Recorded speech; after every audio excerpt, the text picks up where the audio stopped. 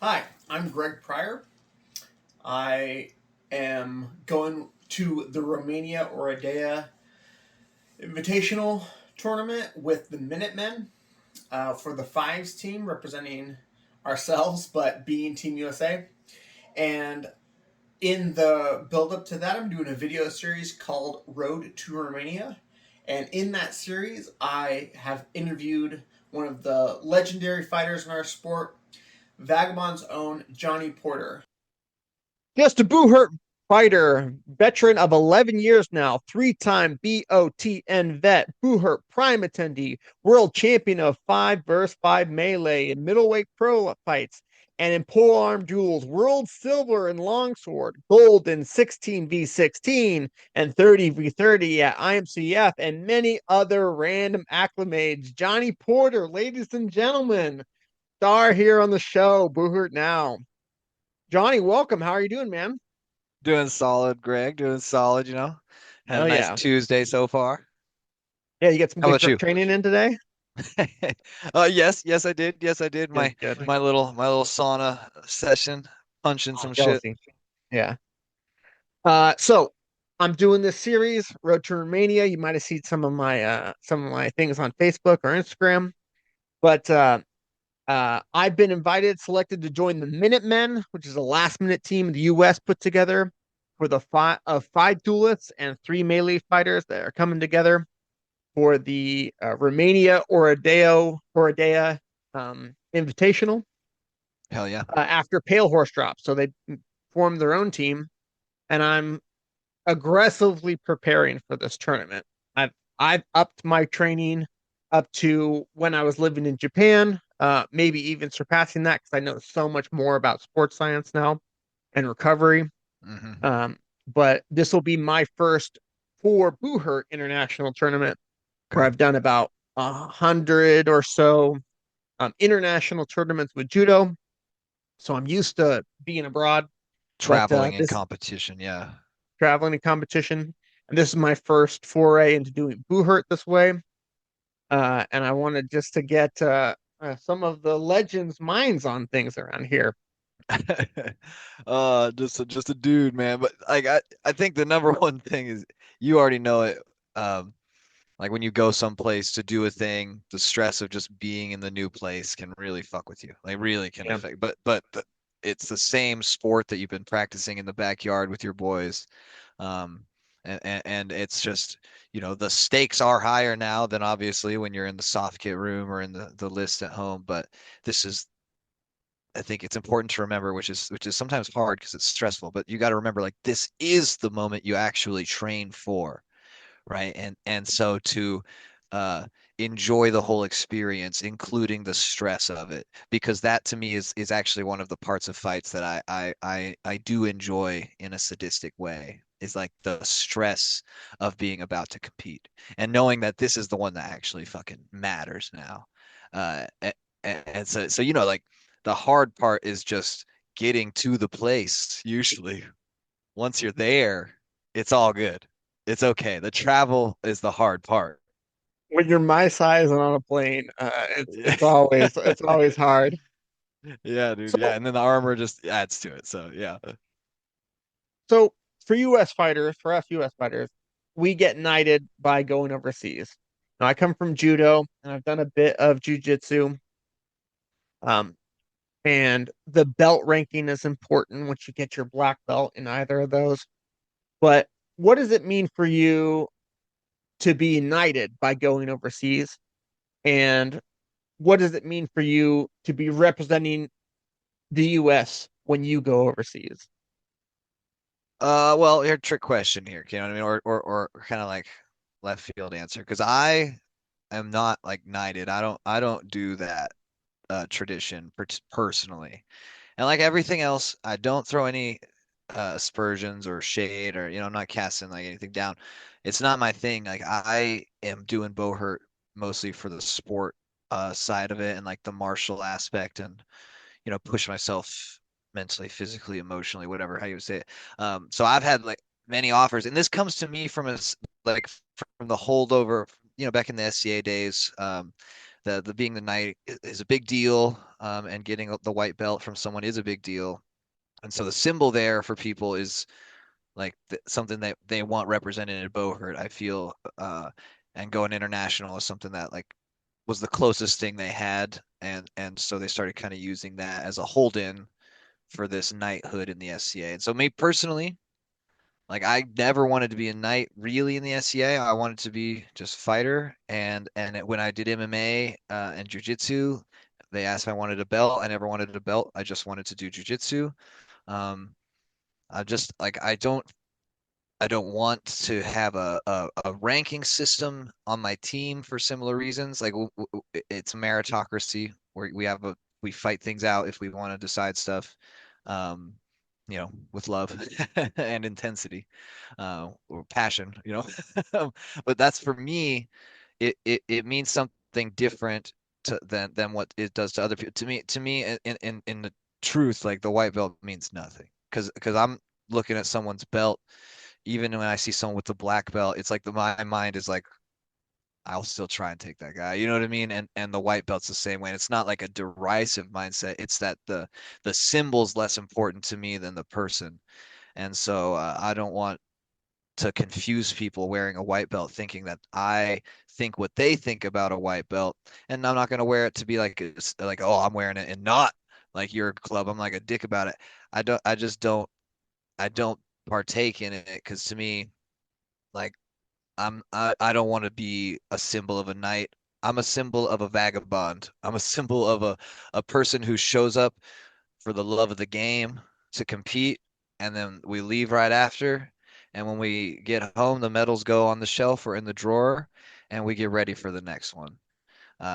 It's not about having a shiny white belt. I'd rather have a brown or black one because it's going to get dirty.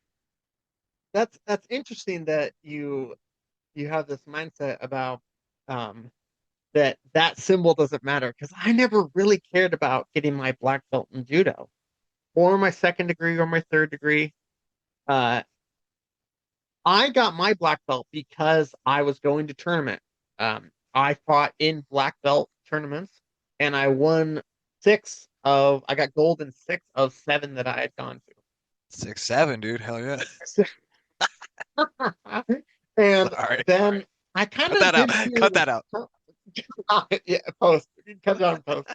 I kind of did feel like it was coming, and I was excited about, you know, the ceremony aspect of it. But I wanted to compete. I wanted to throw, and Yeah. I don't know even now. A lot of the judo throw names, the traditional throws that aren't really done anymore or aren't part of the sport anymore.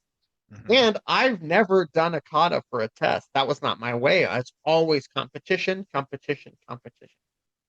And so I kind of get where you're coming from with that. Yeah, and it's not like I think you feel the same way. It's not like it's disrespectful to people who Yeah. want the belt accolade. It's just a different goal. That's all.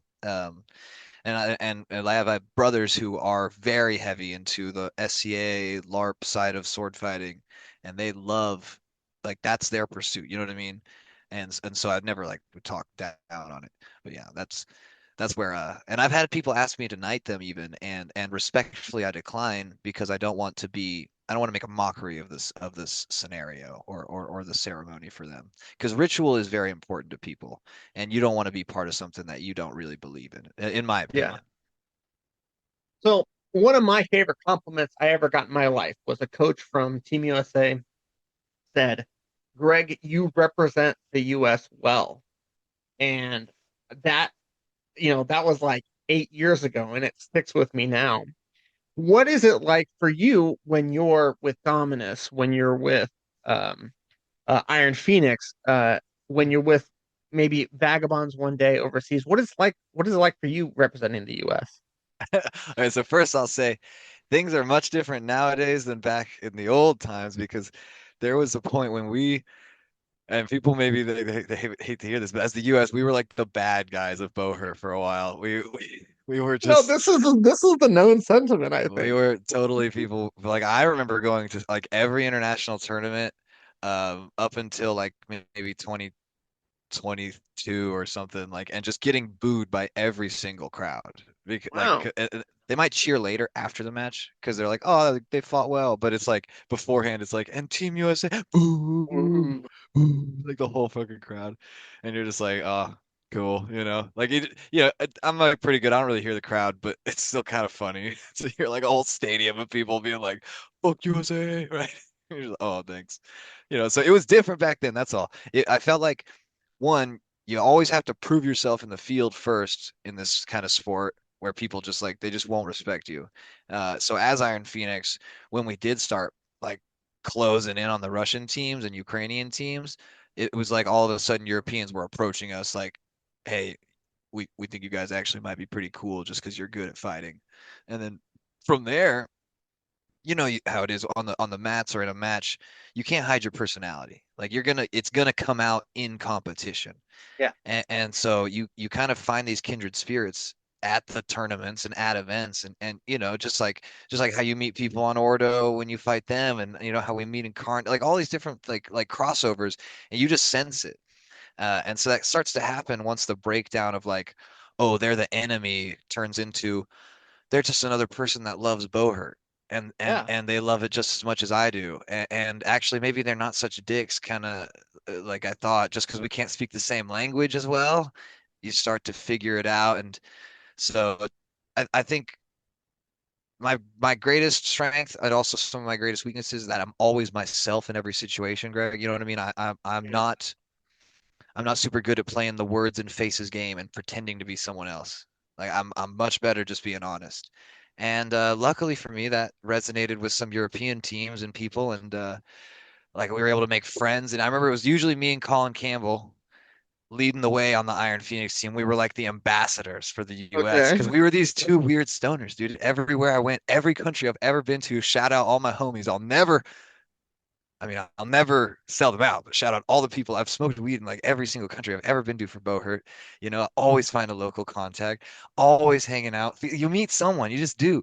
And you're smoking with someone, you just can't help but start talking and you get to know people even better that way. And so, uh, I remember back in the day, I'll never forget it. There was this hilarious Facebook argument going on between like, why do people hate the US? And this guy, one of my friends from Denmark, Matthias Soyborg, he commented on Facebook. He was like, "Look, man, it's just because so many U.S. fighters are angry, problematic people. The only guys we like are Colin Campbell, Jeffrey Galley, and Johny Porter, maybe a few others." And I just was like, "Yes, I made it on the European friend list."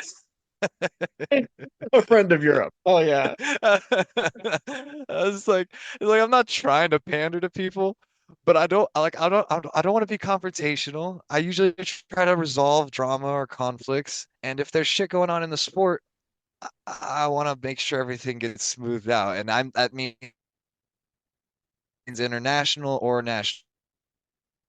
And like I'm a behind the scenes kind of guy. So people who know posting shit all over social media, like some people do. And I think that's helps because the American culture is like post, post, post, post, post.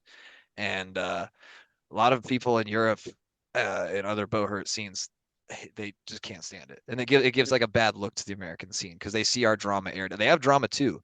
And they know that, but they're like, we just don't air it out, for everyone to see. So I don't know. Uh, It's kind of like representing the U.S. is next to representing like myself as a part of the Buhurt community. Like yeah. America is America. The American Buhurt community is the part that I'm here representing. You know what I mean? The sport, if that makes sense. I'm not here for Yeah. the whole country. Usually, I'm not even there for like team. I'm more be there for myself in a weird selfish way. Tangent off that. So, I'm a West Coaster. I've, you know, speaking of like guys that maybe were your enemies that you're buddies with now, I've somehow generated a weird friendship with myself and Exiles, the Philly team. Oh One of their yeah. guys bought an axe that I made, and their captain came and I kind of gave him a clinic last week. Kind of like my whole clinic just boiled down what I can fit into 2 hours. And then because I fought Sam Ryde and Bowen, the Australians, who were on Exiles for at Carnage. Right, right, right. Yeah, Now yeah. I like made a connection with them. So yeah, you're super right there about like you just make buddies with these guys. You can't help In it. terms in terms of drama, as a West Coaster, I don't feel like there's a lot of inter-team drama that I'm Not right seeing, now. or like all across the West Coast. I feel like we're low drama, and then I hear so much about all this East Coast stuff that's going on, and I'm like, that's not my experience over here. We had our We had our share, you time. know what I mean? And it Yeah. happens every now and then. Yeah, exactly. We did.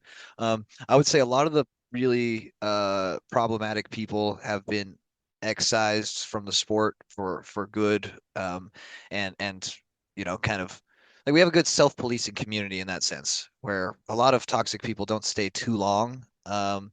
So there were definitely some characters on the West Coast that played their share in the drama, and there are some people that are, like a few people that are like outright banned from the sport. And that's all across the country, but there's at least one guy on the West Coast, in Oregon. And it's not Daniel Krug. People might think that, but it's not. He just retired from the sport by choice. There's a separate guy, but it's like sometimes we had some horrible drama on our team and where we had to kick a guy off the team. But I'd never announced it to anyone because the people on the team know. Yeah. And that guy, he would have been a huge problem probably in the sport, not just with us, because he's a very controlling, like manipulative guy. And I'm glad we got it out early. But sometimes those people are not found out and they're allowed to infest a team or they start a team because there's a lot of people that just go into any sport and they don't really want to play the sport. They want to play the bureaucracy game and be in charge of shit. And they'll do pretty much anything to be in charge and control things. And those kinds of people are problems. Um, and then the other side of it, this is like kind of a little bit more, this might be controversial. And I'm just going to say Yeah. nicely, but this might be controversial. Like Buhurt as a scene is a huge crossover. We got a big Venn diagram with counterculture, Buhurt, and then what I would say honestly is like weird nerd, almost a fetish culture. Okay.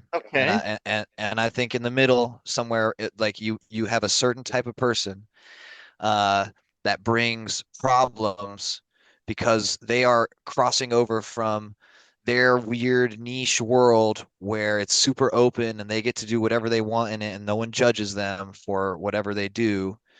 And this can be someone who's, polyamorous, does lots of drugs and drinks, someone who's, heavily, like open about like their sexuality and nudity. You know what I mean? But it's like they bring their past and their own niche personality into Bohurt and take Bohurt and decide that it's going to be about them and it needs to accommodate to their needs. And they're going to like mingle these two emotionally, and so you end up with groups that they're not just Bohurt groups. They're almost like culty friend groups. Sometimes they're like sex addicted polycules and Bohurt fighters as well. And sometimes you have like the drama of it breaks apart into separate teams, and then all of these teams, it's like a fantasy movie when like a magic mirror breaks and like all the shards go everywhere, and now there's like a little bit of negativity in all these little spots, right? And that's the kind of shit like when Iron Phoenix broke up, a bunch of dudes could have gone and made their own teams in Washington and all been like, oh, that was the reason we broke up and lost worlds was it's that guy's fault. Well, that's the sort of thing that it happened. It did happen a little bit here. That has happened. Not in Washington so much, but that has happened in California. It used to happen quite a bit. There was you just ask people about it. There used to be like three Ursus at one point, and it's because they all split up and were fighting over the name. Okay. Wow. You know, there's like weird, at one point Ordo had a huge split with Vanguard, and there was people that they changed their name to Ordo. It was that they weren't always Ordo. So it's just like in different pockets this happens, and where there are still, let's say, just strong collectives of those shards of negativity, you get like a black hole of drama effect where everything around it is affected by the drama from that spot. And I think everyone can picture a few different clubs and think of them, and I don't even need to name names, but there are places where it's like they've affected the region around them with their negativity. And I will even say that unintentionally, Iron Phoenix did that in Washington when we were around as a team, because there were no other Washington teams. There were really no Oregon teams. There were not many other teams because we weren't recruiting new people. We were about getting good. And because of that, like we killed the local scene. No one could compete with us. No one wanted to. So why would they try? And Yeah. so it's like you can have negativity that's unintentional as well. But so that's why it's like these people are not necessarily trying to cause problems, but they're just like they're bringing essentially their shit into Buhurt and trying to and then instead of leaving it at the door. Let's get a Nice. quick history of where Johny Porter's been as we start this off. Man, it's hard to remember all the teams that I've merged for, but I'll list like my teams, from the beginning. I started with Ursus in What's this, yeah, baby? back in the day, dude. The old Ursus in Older. 2015 now. The end of 2014, I moved to California and I met these guys. I worked actually with this guy, Steven Schroeder, Fabian in the SCA. Does not fight anymore, doesn't do Buhurt stuff, but he used to be huge in the scene. He was like one of the first US blacksmiths and Legendary um name in our area. absolutely, man. And for many reasons he doesn't participate and I wish he would, but if Steve ever happens to see this video, just hit me up, man. Respond to my messages. But I love the guy, and I always will be grateful for. He basically reintroduced me to the sport, which I knew about in high school because my dad was asked to go with the team in 2012 that went to Poland, the first U.S. team that went to Poland. Hell yeah.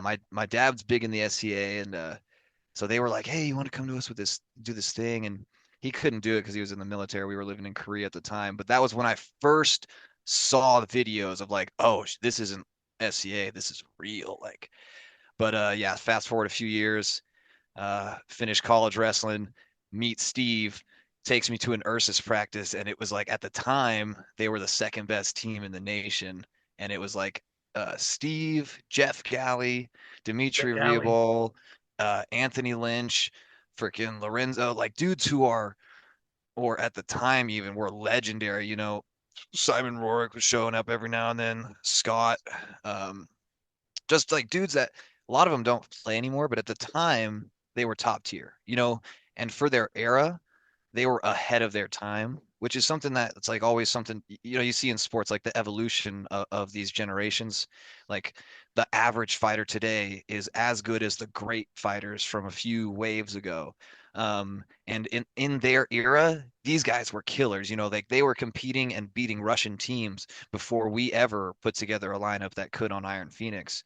Yeah. And then they were all separated by the politics of the sport. So I came in right as IMCF was forming and right as the AMCF split was occurring in the US. So I joined. There were two Ursus at the time because they had just split, and we were still training together. We had like Santos was on both teams at the time, and this guy Eric was on both teams. It was kind of funny, but the ACW ACL Ursus was like not supposed to play with us, the AMCF Ursus, because they were Andre Sano's team. But so the guys I was with, I got lucky that I was with the Ursus who stayed in what was the more competitive league too.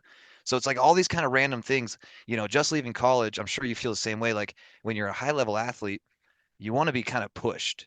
And I was starting to transition to MMA, and I went to this thing expecting like, oh, I'm gonna kick all these dudes' asses. Like I literally did expect that. Not like even like an arrogant sense. I just was like, they're all sword fighters, you know what I mean? And they're like middle-aged men, and I'm like, I was 19. I was 19, and I was like, dude, I was just leaving fucking college wrestling. I'm like in great shape, and I went there, and four of the dudes there, well, three really, but four of the dudes there could kick my ass, um, like in their sport. And I was so shocked. I didn't expect that. And that's why I came back, So I credit all those guys for making me want to stick around. Uh, and then they took me to all my first tournaments, like Steve and Jeff and Anthony and Dimitri. Like a lot of the guys let me live in their houses. So just kind of like, fast forward a little bit, they took me to some of our first competitive events where we fought international teams. And that's where I first got to fight Russians and, guys from Austria. And then that was where we first would fight Iron Phoenix too, is they'd show up to these big tournaments and they're like the boogeyman in the US. You know what I mean? And they just show up to everything. And uh I remember there were a couple times where I'd do well against them, but we never could beat them. Like really as a team, we never quite could. And eventually I decided that somehow, some way or another, I was going to move up there and join their team. And they were like kind of trying to recruit me to. So I did eventually move up to Washington. Some shenanigans occurred there. We don't have to get into too much of it, but I was like homeless for a little while because I had this really shitty job that I left. And then a guy let me live in his front yard, and I bought a tent, and I lived in a tent in this dude's front yard. I've heard this as a part of the legend about you. I did not think it was true. Yeah, no, it's like I was homeless in California at one point too while I was doing Buhurt, but it was just because I was doing construction in like different cities, and sometimes you drive to a city and instead of sleeping in a hotel or getting a hotel, I would just sleep in parks. But yeah, this is like my early boater journey, and then in Seattle though, eventually like joining Iron Phoenix, it was eye-opening. It was like, oh, these guys are treating this like a real intense sport, like they want to win worlds. And being on Iron Phoenix was fun for that reason because it was like living in this house. It was very much like a fighter house. We had like Yeah. 4 or 5 of the people, like the 8 dudes on the team, all living in one house. And so we had these like core group that was really rock solid. What kind of held us back internationally was we almost always had to pull 2 or 3 mercs from somewhere that weren't part of the lineup. So, yeah, on Iron Phoenix, we went to Battle of the Nations and got 6th place, sixth in the world. I think 4 years in a row, which it's very impressive, but it's also like the same thing for you. Boom, boom, boom, boom. And so, in a way, that is what made the team start to fall apart, is you could see that people weren't satisfied, and so they started to like divvy up looking for who to blame. And it was just a crash out between like these good fighters who also had strong egos. And so Iron Phoenix fell apart, and I actually after Battle of Nations 2019, I came off a horrible neck injury from an illegal halberd shot. And so all this drama was going on with the team. People were like, I don't want to fight with you anymore. It was bad. It was childish in a way. And I tried to help mediate it, but it was like the team broke up basically. Yeah. And when the team broke up, I was like, well, you know what? I'm going to take a break from Buhurt. So I took about a year off. I healed my neck, and I went heavy into like MMA and boxing and kickboxing and jujitsu. I was like, I'm just going to do something else.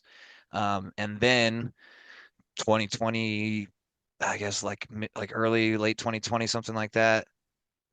Whenever COVID started, like really shutting everything down. All the competitions around ended. And at that point, there was really only Buhurt going on, like for combat sports, and I'm addicted to combat sports. I fucking have to do something, you know? Tell me about Like from the first moment I wrestled someone in high school, I was like, oh, it can be like this. Like it's not just like fighting in the street. Like you can have like a ref there and like rules and like who wins and lose. It's just like it unlocked it in my brain. And so yeah, but like yeah, I think it's 2020 when COVID really started kicking off. But I came back, and that was when I joined the Portland team, Cerberus, because my good buddy Matthew Creedican said, "Hey, you want to come with me? This veteran starting a team in Portland. Let's go support him." And I was like, "Hell yeah, dude!" If he's one of my best friends, Matthew Creedican, he'll come up again later for one of the other questions. um, yeah. but I basically was like, "I'll do anything you do, man." And so we went down there. We met Daniel Krug, who's the older brother of our old teammate Micah Krug from Iron Phoenix. So there was a relationship there, and we just started helping build the Portland scene with him, and he really was a good foundation for it because at the time I was lacking the motivation to build a team. I just wanted to fight, and it's like, fine, I'll come fight. And so it was good to have people who were like really driven to build something. And that can be good and bad. And so Daniel is like controversial for some things, and I won't say he's perfect. He's not perfect, but he's like a very strong-willed individual. And he's like, I'm gonna make this team good. And so Cerberus became like a pretty good team to the point where we went to Buhurt Prime. as the 10th best team in the world on points. We were invited. And then it was crazy. It was weird. It became this unofficial tournament because the war between Russia and Ukraine happened while we were there, Yeah. sitting in the airport. Helena and I are literally waiting for our connection in Amsterdam, and we're like looking at our phones as they get Wi-Fi again, being updated to show like missiles launched, and we're like, oh, well, we're going to a country like right next to the zone, and so we just kind of rode it out. It was a crazy experience. Um, and then coming back, I remember day like we were driving to the airport. They actually had anti-US parades going on in the city, like in Serbia, in Belgrade, like the day we're flying home. I'm like, why us? We didn't do nothing. Um, they actually had all this weird propaganda that was anti-US while we were there. They tried to like walk us through museums and show us stuff. And I would go outside and like Google it and see that like they just lied to us about several things. And like no shade to them, they probably learned it that way. But I'm just like I would go outside and literally check and be like, oh, that was not true. Some things they said, not everything, but some things. So yeah, anyways, that was a tangent. Came back to the US. That was after that when we formed Dominus because Cerberus was kind of falling apart on its own. And basically the problem with Cerberus was always like we had 4 or 5 good people, and then we had essentially a weak bench, right? To win at the top level, you need 8 like great fighters, not Yep. 6 or 7 and one kind of okay dude. You need 8 great fighters. Um, and so that was what the goal with Dominus was. And so from then on, it was just like, we are going to try to win worlds. And we went to all the highest level tournaments we could, tried to chase all the Russian teams that we could that were operating kind of secretly in European countries, just fit like White Company, Grimaldi, Iron Wolves, all the good teams. And, and we were fortunate enough to win worlds in 2023, 5v5s as Dominus. And then ever since then, we've kind of all um, in my opinion, taken like a little bit of a dispersion in terms of competitive events to focus on growing our local scenes.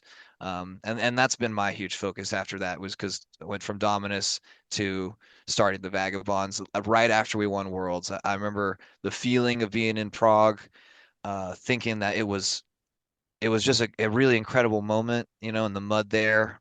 We fought the finals at like 1 a.m. because the schedule was crazy and it's raining and it's fucking pitch black. The crowd's all left. It's just us in the fight. You know what I mean? It's that one. It's like no one cares but us. Um, and when we That's won, scary. fucking sitting there, I remember just being like, this is fucking great, but I wish I was with my home team. You know what I mean? I wish this was like the team that I sit in the gym and trained with every day. Like I wish these were my boys that we grinded in the backyard together because it is different to go from like my home team, the guys you're with every day, to I'm gonna go join the Dominus super team, which is like I hate that term, but it's what it is in its own way, right? And like they're all my friends, but yeah, it's not like the Vagabonds. It is different. And so that's why I think have that like energy that I didn't have before to create a team. It came upon me then, and so since then I've been all in on these boys, Yeah, I'll still go Merc out if the team can't make it to an event, but if the Vagabonds can go, like I have agreement with the team, like I'll never fight against the Vagabonds. I've seen that destroy a team when the captain joins a Merc team against them. And I'm not casting any hate on people who do that either, because relationships differ. But I know I told the team, I'm like, I'll never fight against you guys. We have like a familial relationship. Now, if we Merc on different teams, that's fair game, That's a vagabond way. Got what you asked. Yeah, exactly. You know what's coming then. So, anyways, that's a brief, not so brief summary of all the teams I was actually a member of. All right, let me interject here with what was the reign? I'm not saying I don't know where Dominus's status is. We'll save that for later in the talk. But what was the reign of Dominus like, and how long was the reign?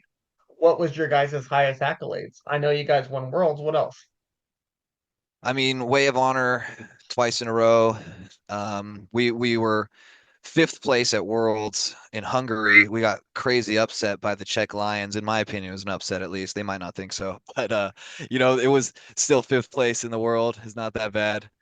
Um, then as Dominus, obviously, we won what I would consider the U.S. Championships, Carnage, 3 years in a row.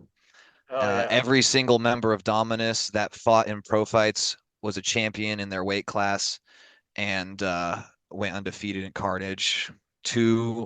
I'm 4 years in a row. Carnage defending my what I consider the Carnage middleweight belt, basically. Um, and not to mention, several members of Dominus have won gold in duels too. I think a big part of Dominus. Let me say this too, like which is probably the most important thing, is not even the skills on the field though. It's the fact that the what we call the black belts, which is kind of cringe, but also, it makes sense. The people who I didn't come up with it, the people who are kind of leading the founding members or the people who are really advocating what Dominus is about are guys who are not only good on the field, but they are growing the sport in other ways as well. They're leading their team, they're pushing the meta, they're advancing skills, they're helping new people, they're giving information out, right? They're leading on social media. They're people that are constantly pushing the sport in all these ways. So it's the prowess on the field and then how much you are really giving of yourself to the sport, I think. And that's what I think makes Dominus like Dominus in its ultimate core is the skills to pay the bills and then the will to go out and give that away to people for free if you have it. Just because you want other people to give back. You know what I mean? The rising tide is going to raise all these ships. And I think that's where we're at right now. We're at that phase at the moment. What was the last tournament Dominus did? Way of Honor last year. It was yeah, we won. We got our revenge on the Czech Lions. We basically went there. It was after Worlds, and we went and we got our revenge. All right. So you're the captain of Vagabonds. You're the developer of the team. You get bringing your guys to the tournament. What makes you most happy about captaining? What Oh, drove you to it? yeah, that's like the what makes me most happy is easy. It's seeing the guys succeed. Um, it's like the look on someone's face when they realize that their training is working, and that they're not like I've gotten emotional before thinking this. Like the greatest fear I suppose I have as a coach is that someone feels like they wasted their time. Oh man. And I like like I could tear up thinking about it, because like that is what I don't want anyone to ever feel that way. So when someone looks and shows or tells me even the opposite, like, like, hey, it was worth it. I actually can tell, like, or like the look on their face when like, they hit the throw on a guy that they're like, well, I've never landed the throw before. You know what I mean? Like that's by far my favorite, dude. Like just seeing that, oh my God, it gets me every time. Like I know that when I can't fight, that's what'll keep me around the sport is that. Which maybe answers the second question kind of, right? Because like Do you like captaining? yeah, that's absolutely yes, but no, because it's a lot of work. Our Yeah. captain, Zale. I'm sure you know I Zale. love Zale, yeah. Uh, he's probably he's just one of my favorite people in the world. Unfortunately, we forced when we had a vote, no one even put their name against him. We forced him to be captain, and we continue to force him to be captain. Yeah, yeah. Good. So I know you just came off fighting with White Company. How was fighting with White Company?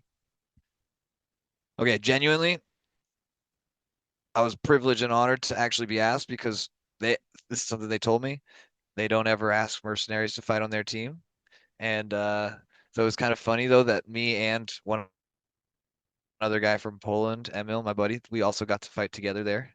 Um, I can't remember if this part was recorded in the same session or not, but I just got to give Daniel Winter a shout out because Daniel Shout Winter, out the Daniel captain of Winters. White Company, yeah, he is a legend and he's a good friend.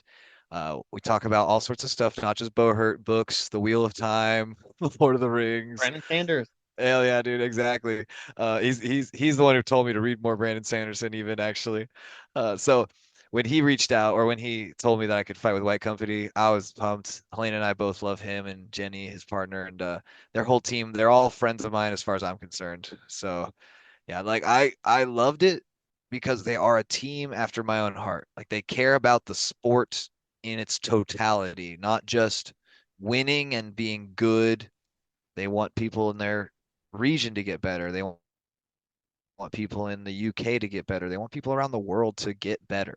They like to lose. Do you know what I mean? That's the kind of good team they are. It motivates them. And that's a good thing that I liked about fighting with them is just talking with the veterans on the team. Right? It's not often Yeah. you get to fight and talk with people who have that same level of experience in competition. Okay, so you just came off Ventura where you fought with the Vagabonds. You had technically two teams there. Uh, you went and you fought overseas with White Company. Now I'm aware that you're going to fight with two of my favorite guys, Joseph Brandt and Alexander Kumar Das with the Soldados at IMCF Heck yeah. Worlds. Is there any special prep that you're doing for IMCF Worlds?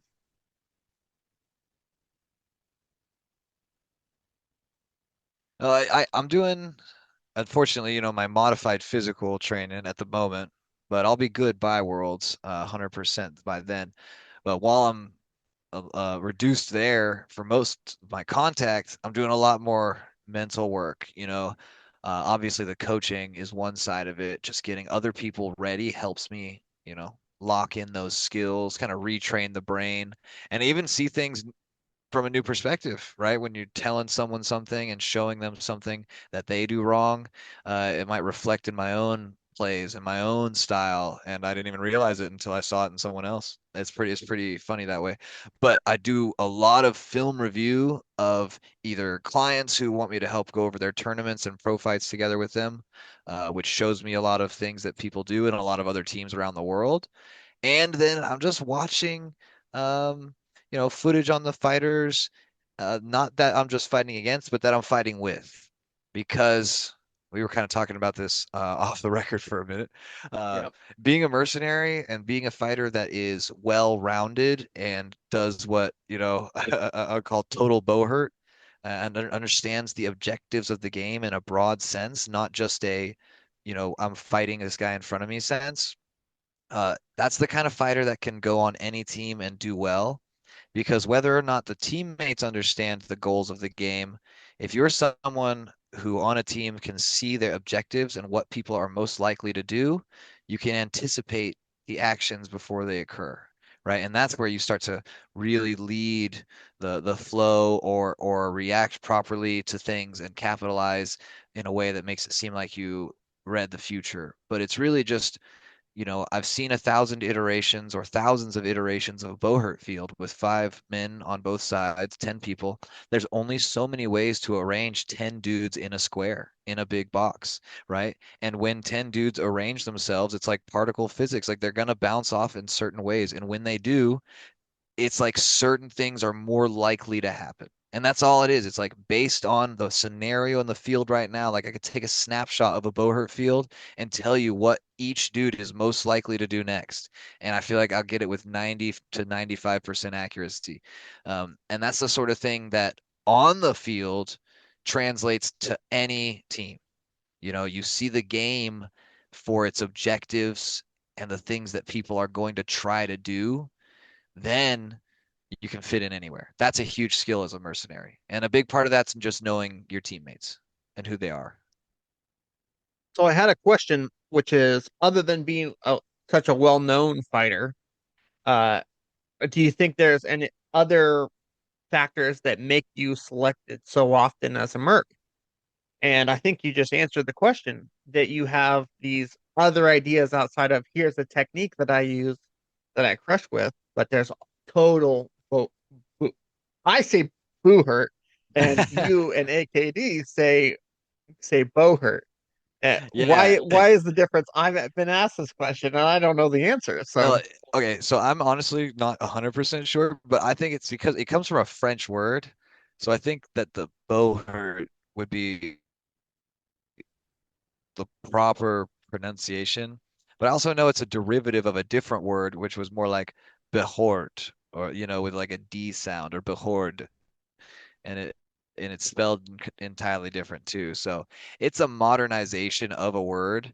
I'm not sure if it matters how you pronounce it, but I like Bohurt. Bohurt rolls off the tongue easier for me. so there's of course different levels of physical preparation.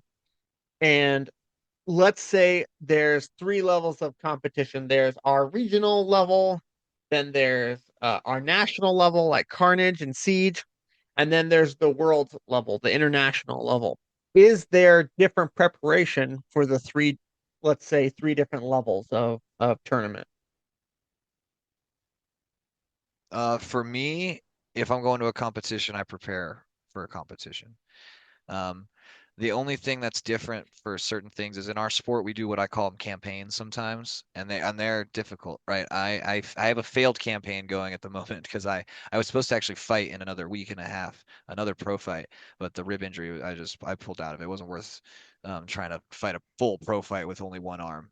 Even though my ego wants me to do it because I'm like I can still win, I can still get it. You know what I mean? Just about I don't need my sword arm. No, but I respect my opponent enough to know that that's not true. You know what I mean? And I would hate to go out and do something stupid and lose a fight, just because I knew I was injured. So, but in our sport, if you have a campaign, which is any series of events, like three or more events that are within like each one within a month of each other. So if you have like a high intensity competition and then a few weeks later another high intensity competition and a few weeks later a night like that is something almost unique to our sport or like honestly like amateur combat sports, before you are higher level and have time between your competitions. So when you do those sorts of things, you have to modify the preparation because your body goes through so much trauma in an event. You have to take like a week to 2 weeks doing like recovery training and then ramp back into fight train. Depends on how much time you have really between events, right? But you have to do at least a little bit of recovery training and focus solely on getting your body back to as good a condition as you can because you're not going to get in better shape before the next event. You have to just fix what you did at that event. And then the same thing for the second and third event and so on. And if you get stacked up, like I've had schedules with like 6 or 7 events in a row on a campaign. And by the sixth or seventh one, you've got like broken fingers, like fucking cut up knees, like someone stepped on your foot and twisted your ankle and like the back's tweaked, right? The neck's tweaked, but you're like committed. Sometimes there's money prizes on the line, right? It's not like, and then other times it's like, I'm not going to pull out like a fucking, so they're very rarely will I. But that's like a weird thing unique to our sport is like when you go on like a campaign, you do have to lock in a different way mentally because everything's gonna be hard like because your body usually you want to like dump after an event and be like, oh, I can chill, I can cheat on my diet, I can eat a bunch of donuts and fucking but Nope. no, you can't, dude. There's another event coming. It's next weekend. That's the hard So part. that's the high level. Let's bring it back to the new fighter. We've got a guy. He's, let's say, a year in. He finally got his armor. He's 4 months into having his armor.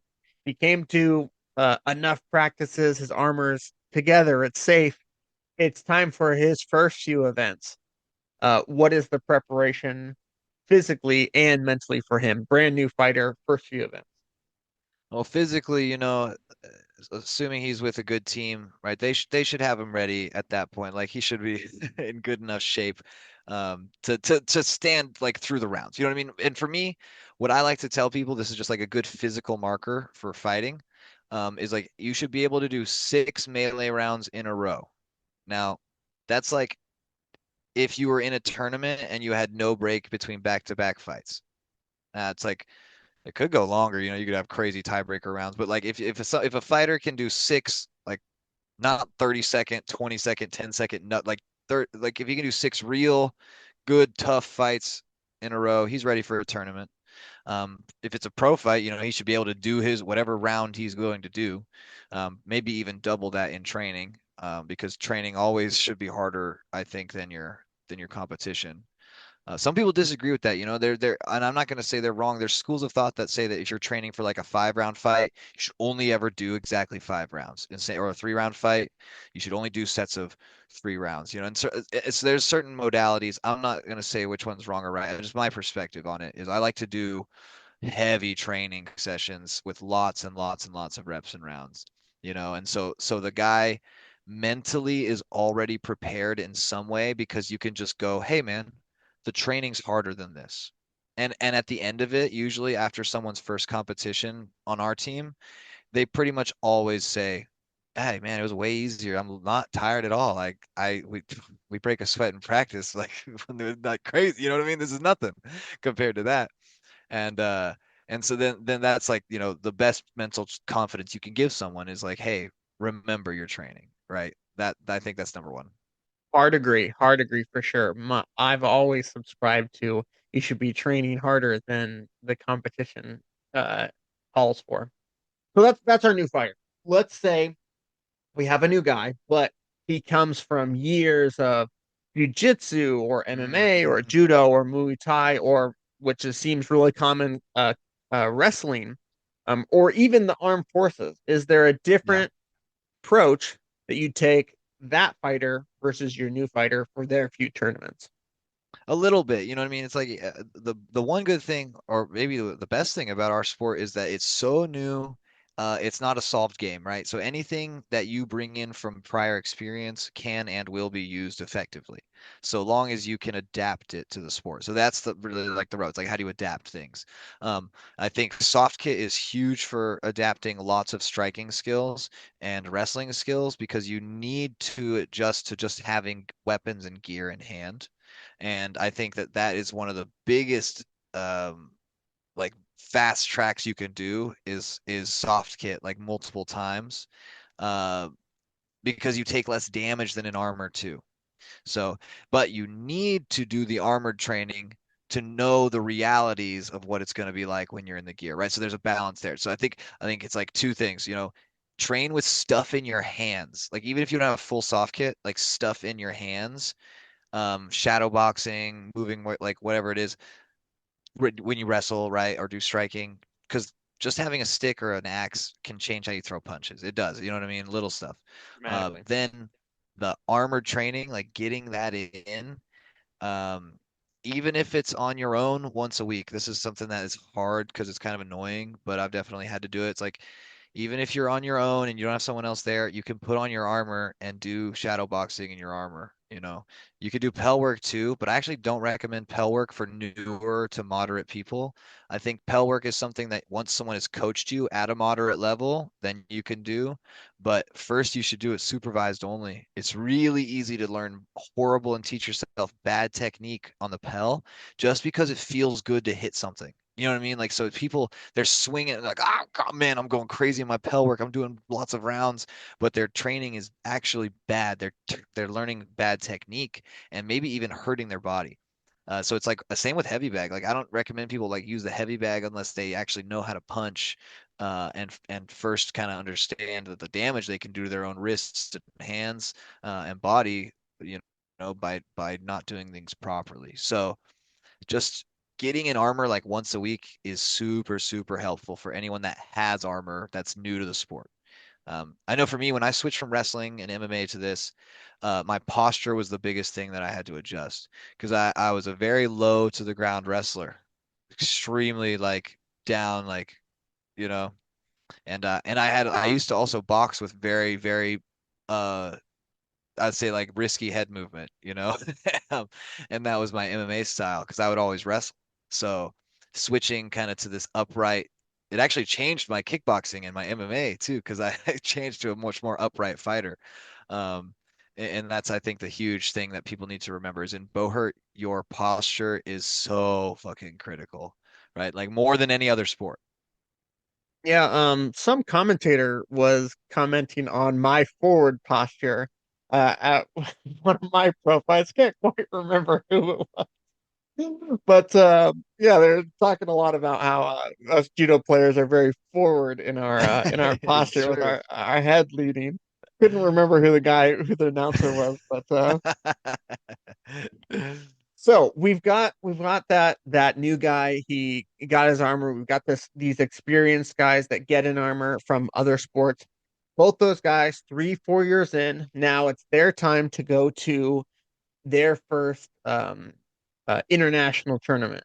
What changes from their weekly, their monthly, their periodization to get ready for an international level? Let's say a high level tournament after Carnage. Right. Man, I think the biggest thing is it's like programming and periodization for your workouts and for your training is a skill all in of itself, right? Like people make lots and lots of money doing it, right? And so for me, I try to, this is just a general rule. I work in usually a 4 week cycles where I do 4 weeks of really hard training and then 1 week of a lighter training and then back on. So boom, boom, boom. If I have a really intense event coming up, I might set up what is like a camp style workout in my head where I'm going to time those really hard weeks of training to be the four.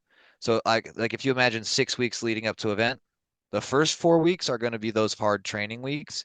And then I'm actually going to have 2 weeks where I kind of ramp down and then a little bit back up right before the event, just a little bit. Um, then and if it's MMA, that's like those are the like my weight cutting days. You know what I mean? My hard cardio cut days. And for Buhurt, those are usually just days before the event where I will do 1 or 2 hard cardio sessions or just something to like really make sure that I'm feeling good in my body. You know what I mean? But nothing that will damage it. Uh, and so I think taking the time in the 2 weeks before a huge event to actually reduce the impact on your body. Yeah, especially the sparring and physical trauma. Reduce Deload. all that. Yep, deload it. Increase more of your just recovery maintenance stuff, and build like slightly back up in the second half of week 6, and that week right before your event to make sure that your body is ready for intense effort. But don't do anything that's gonna hurt yourself, right? Don't go into a wrestling room and fucking throw yourself around right before the day. Um, but yeah, that I think that's a good schedule. And what you do in those 4 hard weeks, that can change. So we talked broadly earlier about mental preparation, but what are a little more specifics that you throw in as a coach and you throw in as yourself for mental preparation, especially for when you're going to Merck for a team and you're going there to help them win. You're supposed to be the guy that gets them the gold. What is your preparation mentally for that? I have like I think I've gone through a lot of different things over the years. Um, but at the core these days, it's really simple, and it is just that I trust myself to do my best. And when I am training and preparing and the stress of the pressure or anything comes upon me and like the moments where I think about it, I do have lots of visualization techniques and like mind palace sort of, boxing of thoughts techniques and shit that you can do. If you're interested in memory study, like mind studies like that, you can go look it up. But I do believe in like, de-stressing with those sorts of techniques. But for the most part, I could just remind myself and my students and anyone else who is concerned or worried about going to perform, just trust that in the moment, no matter what, believe you are going to do your best because you will. No matter what, you're not going to not try once you get there.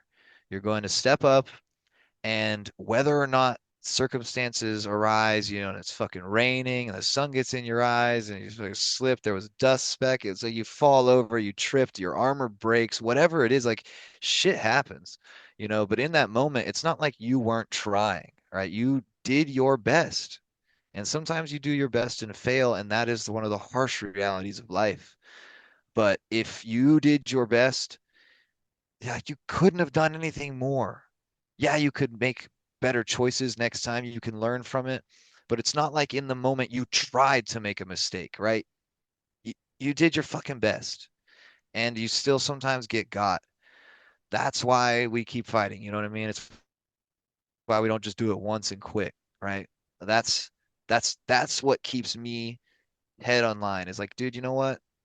All the doubt aside, when it starts and the fucking bell rings, my training's gonna kick in, and whatever happens, happens. You release the outcome, and just go. So I've been getting some of our guys get into this headspace about a switch. Mm. turning on the switch, or is there a switch when you're fighting? Um, are you relaxed? Are you hyped? Uh, for you, your mental preparation, your mid-fight mindset, is there a fighter switch that you turn on? I would say, yeah, for sure. There's a, like people call it the flow state, the zone, like the switch on, like whatever, yeah, term you want to use. I think if you are,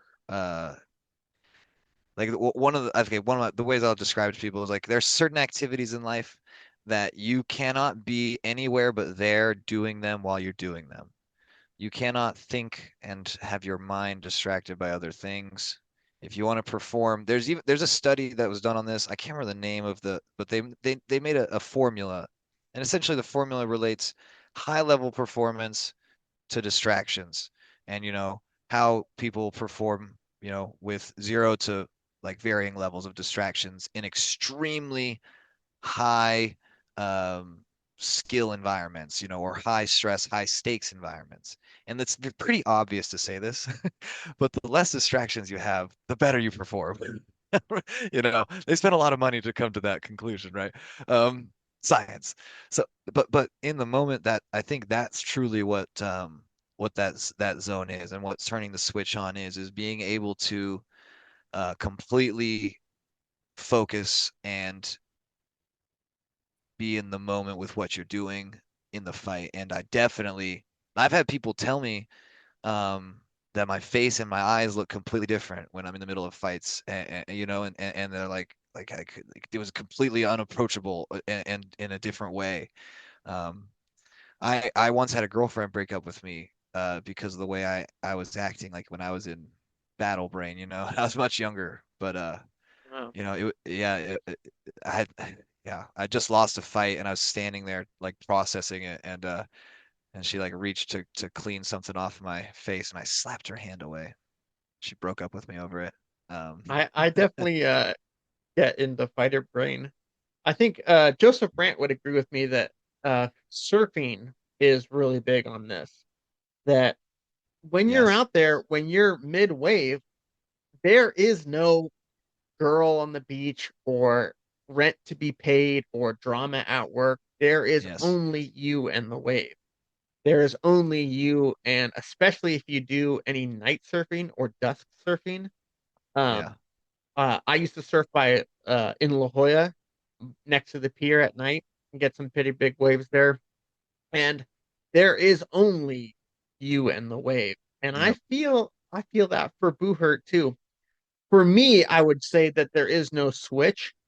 I think that I've been fighting so long that when the breathing techniques that I use between entering the list and the fight beginning just enter me into the flow state where yeah, there is no switch, there's no thing to be pushed. I am just there. I just yeah. arrive. No, and So I completely agree with that. Like, I don't think it's like you got to listen to your song, or anything like that. Or at least not for me. It's more of, yeah. I think I've done it enough, like you said. There used to be a time when I had to get hit first, you know what I mean? Or I had to feel someone's first to like touch them, like when I was younger, like or younger than I am now, I should say. Like earlier days of combat.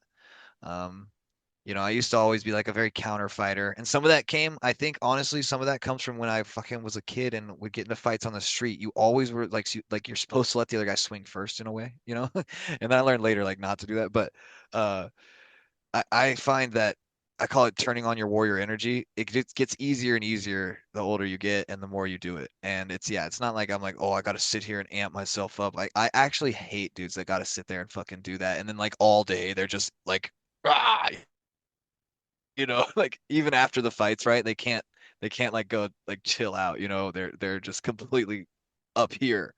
Um, no, I think you need to learn to control it, right? And harness all your energy, or you for will me, I'm waste it. I'm fighting at least I think I am. I'm fighting so relaxed and I stay so calm during the fights that it would actually to hype myself up is now a distraction. Like to be too high energy Yeah. is actually a waste of my energy, you know. No, I think agreed. we Agreed. I think we are both known for dancing in the list. Is there is there a dance move or a dance place that you have on a goal to hit? Is there a dance move you haven't busted out in the list Oh, yet? not yet. I've done it in practice, but like someday I want to I so badly want to hit a windmill in full armor like after a pro fight, but I'm usually so tired. Like, my legs are done. But I've done it before in practice, and there's this dude, famous dude, long time ago at WMFC. He won one of his pro fights in the Russian Oregon. Started busting out windmills in K1 in front of this huge crowd in armor. It was sick, dude. And I was like, man, I want to be like that guy. For me, it's a sea walk, dude. I love sea walking. I want to be better Hell at it, yes. and I'll rock it in the list. Every pro fight I've had, and the last one, the Golden Ring, that actually had a video. Um, I sea walk as that's my move, to show how relaxed I am. Yeah. For you, you have now had around a 12 or 13-year career. Uh, for me in judo, which was just a little shorter than your current Buhurt career, there were notable. There's things that I'm never gonna forget that just are the outlier events. No matter how big I went after them or how big I had things before, are there notable moments in your Buhurt career? This particular fight, this thing that this guy did, is there a few moments that aren't ever gonna get erased?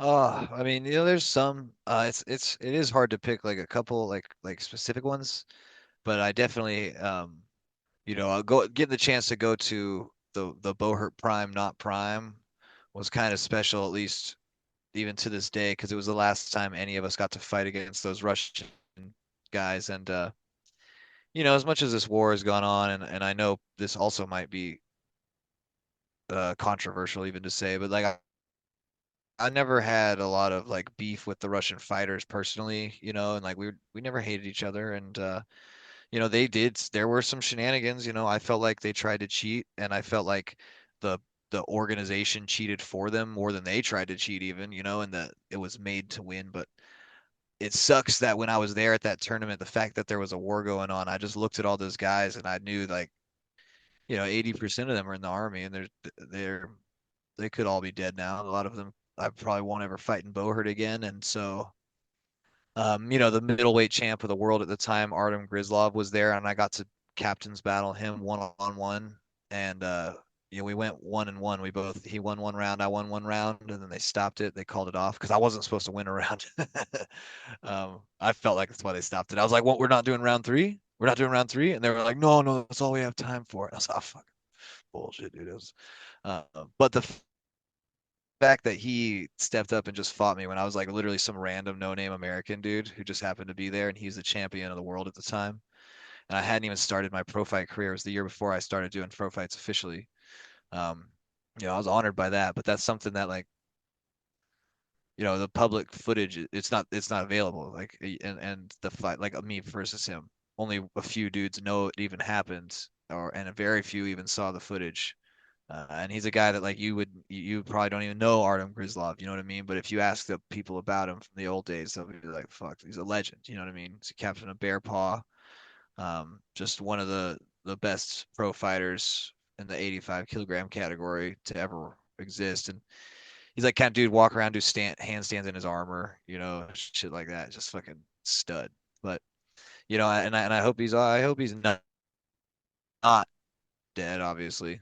But that event's kind of special just because it was like the last of it was the end of an era, And I've now gone through I think like three waves of Bohurt eras. So that in itself is kind of special. In terms of Bohurt heroes, is there a particular, let's say, U.S. fighter that you've seen do something amazing, or they did that sticks out in your mind that they're an amazing fighter? Any one particular individual that maybe they did this one awesome Yeah. thing?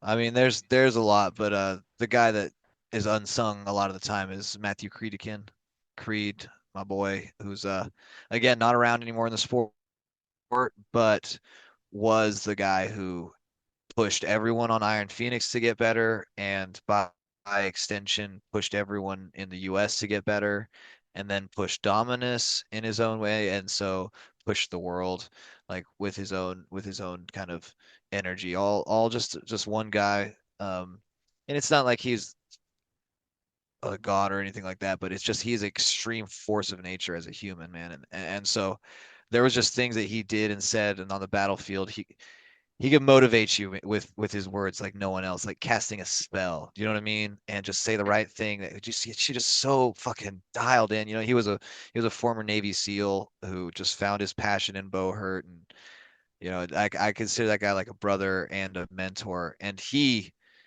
again, he doesn't do the sport, and a lot of people don't know him anymore, but he was feared across the world, man. Like he was the killer from the US for so long. Yeah, shout out Matthew Creedican. And then honorable mention Colin Campbell, but he's Australian now.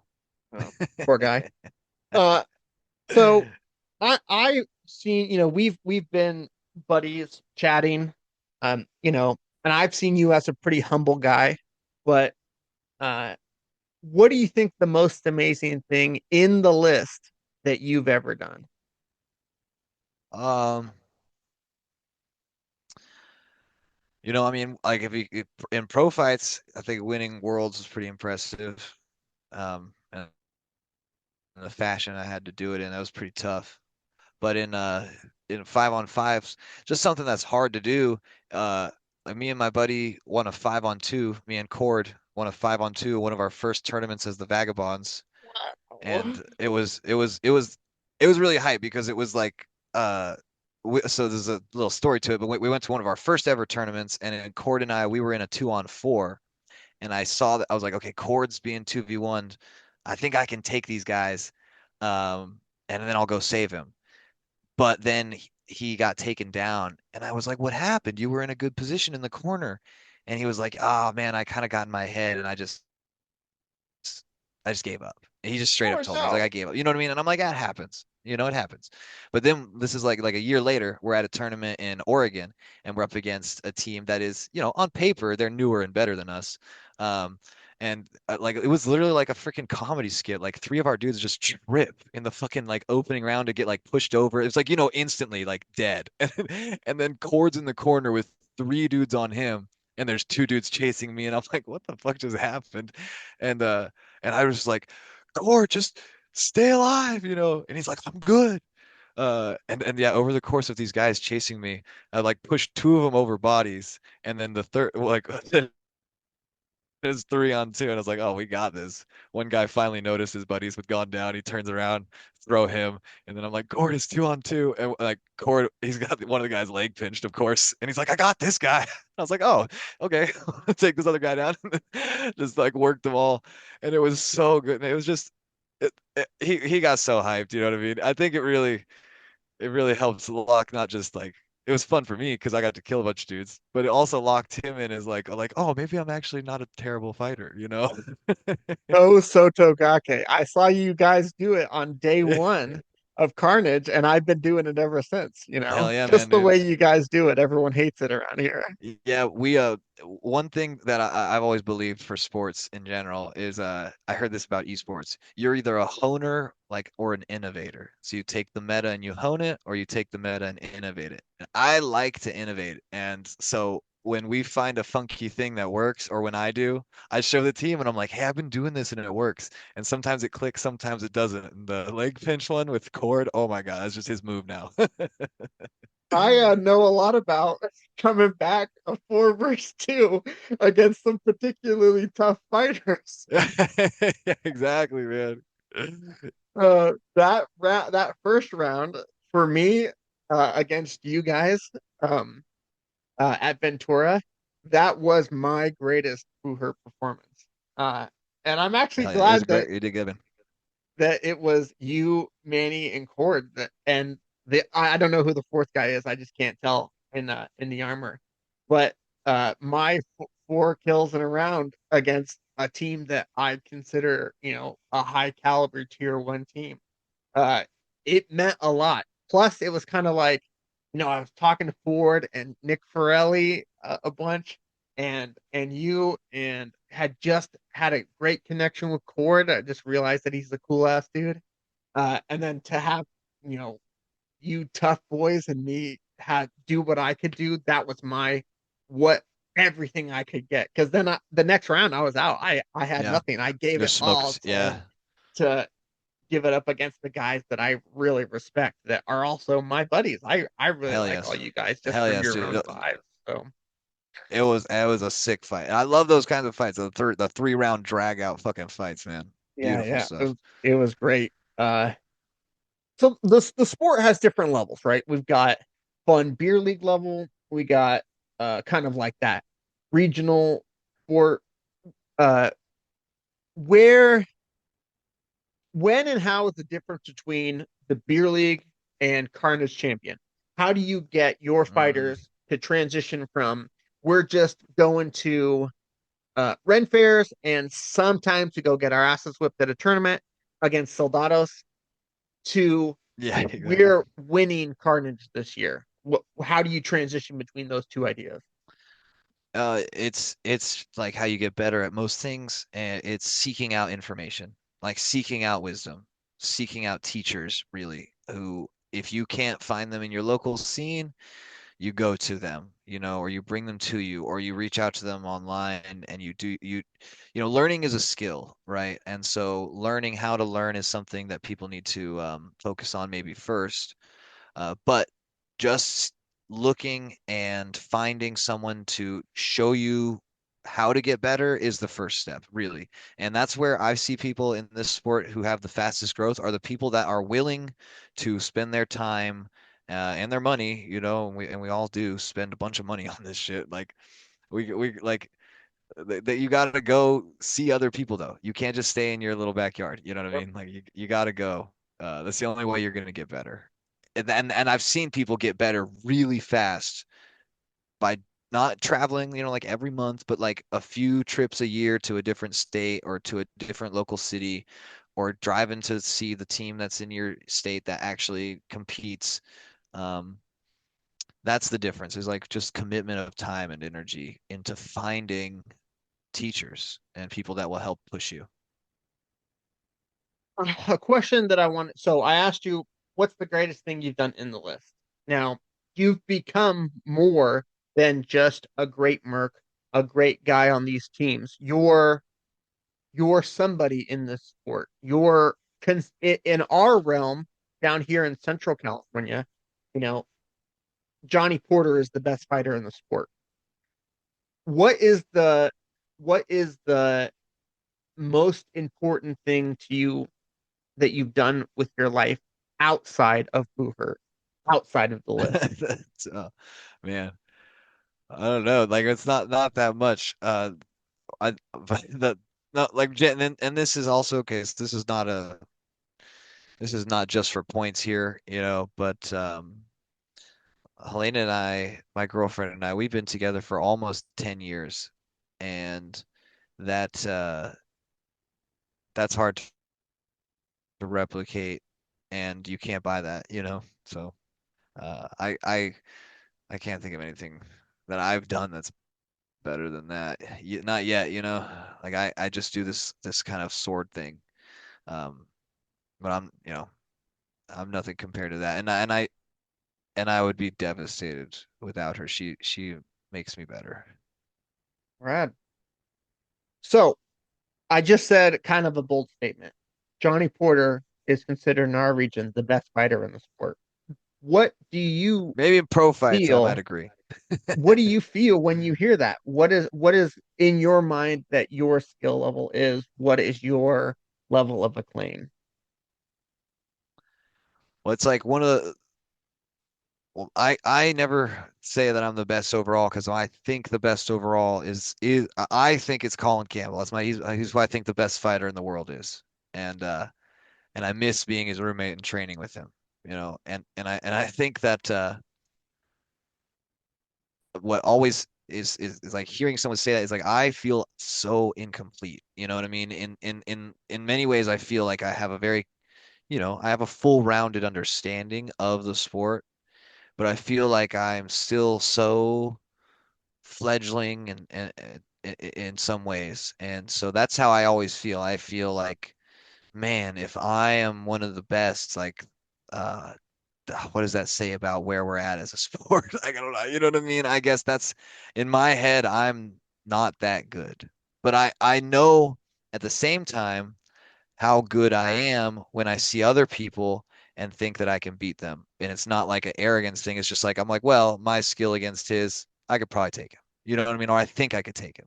And so because of that, it's like, I just try to trust my own instincts a lot, and it works out pretty well. But I also, I'm not complete in any way as a fighter. And so I'm also the guy that seeks out knowledge from coaches and people who are better than me, you know? So there's an art to, I think, being good at something, but never thinking in any way like you've ever got it completely handled and locked down, because that's when people catch you, right? That's when you start to lose your edge. That's when you slip up and lose any progress you started to have, because it's not about where I am. It's about the things that I still have to do and have to accomplish and have to learn. Right. That to me, that's always so much greater than the shit that I am. And that's what I think anytime someone says like, oh, you're the best in the world. And I might right now in this moment agree for pro fights. I mean, I am the best middleweight in our sport. And so maybe pound for pound, I could take the guys who are bigger than me if I was scaled up, right? But um, melee, pro fight, like if you just count all of them as a fighter, I'd take Colin Campbell. I'd draft him first, over myself. What separates your good fighter that does well, does his job, gets a positive kill death ratio to an elite fighter? What's the gap there? Is it athleticism? Is it just their techniques? Is there aggression? Is it their fighter IQ, conditioning, or is it completely something else? It's in my opinion, it would be mindset. You could take a real mid-level fighter and turn him into a champion by giving him a championship mindset, or perhaps instilling him with the aspirations of a champion, right? And some of like my philosophy on that is I really believe in, fake it till you make it. Um, Not deluding yourself, but if you're someone who wants to be a really good fighter and you're not, you could just look at the really good fighters that you want to be and do what they do. And then at some point, you may find yourself like realizing, oh, now that I've been doing what they do for long enough, it feels normal to me. I, I've gotten a little bit better. You might not even know why at first, right? But just copy the habits of people who are better than you. Um, and eventually you'll unlock the mindset shift, because that's what's key. It really is. I think it's in the mindset. It's the desire to, um, for me, not always win, but see things through to the end, if that's a better way to say it, I think. You want to push yourself to win because you get to do things more if you win, usually. It's more fun. Let's say you've got 6 months to take a mid-tier fighter and get him ready to be a champion somewhere. What's the first thing you focus on and push through in that 6 months? Uh, First, I would analyze his physical strengths and his strengths in his skills, and we would focus in on just improving and building those, because I believe in working with what you got, So we're not gonna turn like a really long, lanky fighter into a clinch dirty boxer, and we're not gonna take a judo black belt and be like, now you're a taekwondo, you're gonna throw a bunch of head kicks only, and Totally but understand. like we're gonna work with what we got, you know what I mean? Build off of strengths, and then lock in a good training regimen that we're going to make sure they follow. Because a lot of people, they build a training regimen and then they don't do it. So that's number one, right? It's like discipline and using what we've got to build a core game plan that someone can fight around. I believe in having a fighting style that translates to every aspect of the sport. So my Buhurt style goes from melee to pro fight to dueling, and with very little changes or shifts. It's not like my stance changes. It's not like I change how I move my body mechanically. So that's first, is like we're going to create a core system for someone. And if you don't have your own, that's what you should work on. You should work on, this is my system of fighting. And if you don't understand the basics well enough to build your own system, first master the basics. And so that's what I would say. Like, you master the basics, then we'll build your style. And then from there, you should be able to take that into any competition, high or low level, and be able to compete, right? Take it into any fight. What are the biggest mistakes, let's say, you see fighters making at tournament that cost them matches?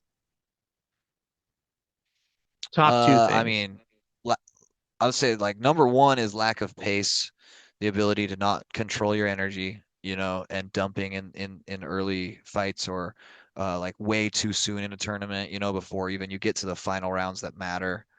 Um, so just pacing yourself. And then number two would be understanding of the field. People tend to lack an understanding of the objectives around them, other than kill the guy right in front of me, which is the most base level objective they can uh, think of in the game. So yeah, not pacing themselves and then not being aware of what's on the field for them to take. Let's say we're in a pro fight. The score is close. It's near the end. You're exhausted. Everything hurts. You've had a crazy fighting camp. What's going through your mind right at those last few moments that matter between victory and failure in a pro fight where you've given already what you have? There's like usually the it's not going through my head, but if it were if like my brain's empty in those moments, usually it's so dead, and I'm on autopilot, just I'm going. But if I could be thinking anything, it would be, um, the, I didn't die right then, so might as well throw another punch. So I didn't die right then. You know what I mean? I didn't. It's like the same thing I tell myself when I go on ultra long runs, or push for cardio sessions. It's like, the mind is stronger than the body, and so sometimes the mind has to trick the body, and if you just know that, like, well, I will stop when my body completely gives out, then you can push really fucking hard. And if you've done that before and you bank on that experience, that's why it's like it's not empty. It's not like I'm like, surface level thinking these things. It's just like knowing that in the moment there, when my body is done, it is when I am collapsed on the floor and I cannot move. But other than that, I am going to continue to fight. And while I breathe, I will struggle and continue here, because it's like, what's the alternative? I stop before I actually ran out of energy and I quit on myself. It's like, fuck, dude, I hate that feeling. I hate that feeling. So never give in to fatigue. That's the number one. And you can trust yourself that you aren't going to give into fatigue. Yeah. Yeah. Yeah. When you have that experience, it's built into you. Yeah, it's so true. It's so true. Let's We've been talking about a lot of different fighters, you know, in the past, in fighters now. If there's one if there's one skill you could steal or attribute from any fighter in history and add it to your game, from who and what skill would you steal that skill from? This one was such an interesting one to think about, man. I liked this one actually. It's one of the few, yeah. But I told you he'd come back around, and he has now multiple times. But this one I actually give again to Matthew Creedican for Friedkin, Friedkin, Friedkin. yeah, You might not think it, but it's for what I mentioned before. It's his brain, dude. He has a super powered brain in a way that it is like he's similar to me in the way he thinks, but he's a little bit more analytical, where I'm a little bit more esoteric. So he'll break things down in a way that he could explain them to a lot more people. Whereas when I explain things, you almost have to kind of get what I'm aiming at, since it's hard for me to exactly nail it down. My brain is far more jumbled, Yeah. and a little bit more chaotic, I would say. And he not only that, the way he just could see the field, the way he understood combat, his tactics, and then the way he got other people to like believe in things and follow and trust that the team is going to do well because he's here with us. Like his energy just it made you feel like you're going to be okay, right? Like Matt's here, he's going to protect me. That's the kind of thing like I want to, like I said, fake it till you make it. Like I definitely am copying him in some of those areas where, like, as a leader, I remember how he acted. Oh shit, okay, try to act like him. Try to be like Matt. And then there's other guys like that. But yeah, just if I could just take his fucking fight IQ, man, I would. I would. And I respect my own, but he just had that brain for battle. That's all. So you've been doing Buhurt 13 years, is that right? No, well, I would say 12, almost 12, 11, moving on 12 when we get to like the end of this year. 12 years ago, at the end of this year, you had your fighting style. You had what you coming into Buhurt, your SCAs. Now, what's changed? Ooh, What's your has happened to your style? What is the thing that made Johny erupt into the captain of the Vagabonds now? you know, I I'll say that the biggest evolution I've had over the years in armor is my movement and my understanding of footwork.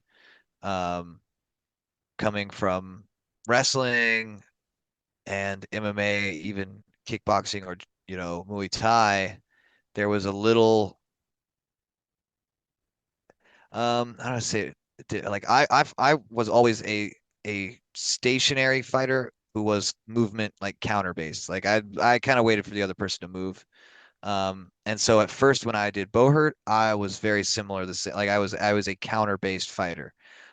So I would often just wait for people to fuck up, trip them, and throw them, which was a lot easier back in the day too, because people didn't notice many things. So you just wait in a good stance, and then they do something, and you counter it. Uh, Over the years, I have completely switched to being a high defense counter, like low activity counter fighter, to high pressure, high activity fighter, because I have found that nowadays high activity and pressure and doing things in flowchart sequences elicits more mistakes than just waiting.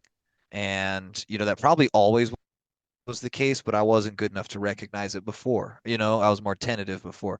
So I'm like 100% like 180 flipped on that one. I'd say my judo style, I'm in the plus 100 kilograms category, so 220 and above. And at my fighting weight 260 in judo, I was always a tiny tyke, 6'1". Most guys are 6'4", 300, 350 pounds, Oh yeah. humongous guys. The guys that I'm fighting against, the guys I'm specifically training against, they were always huge.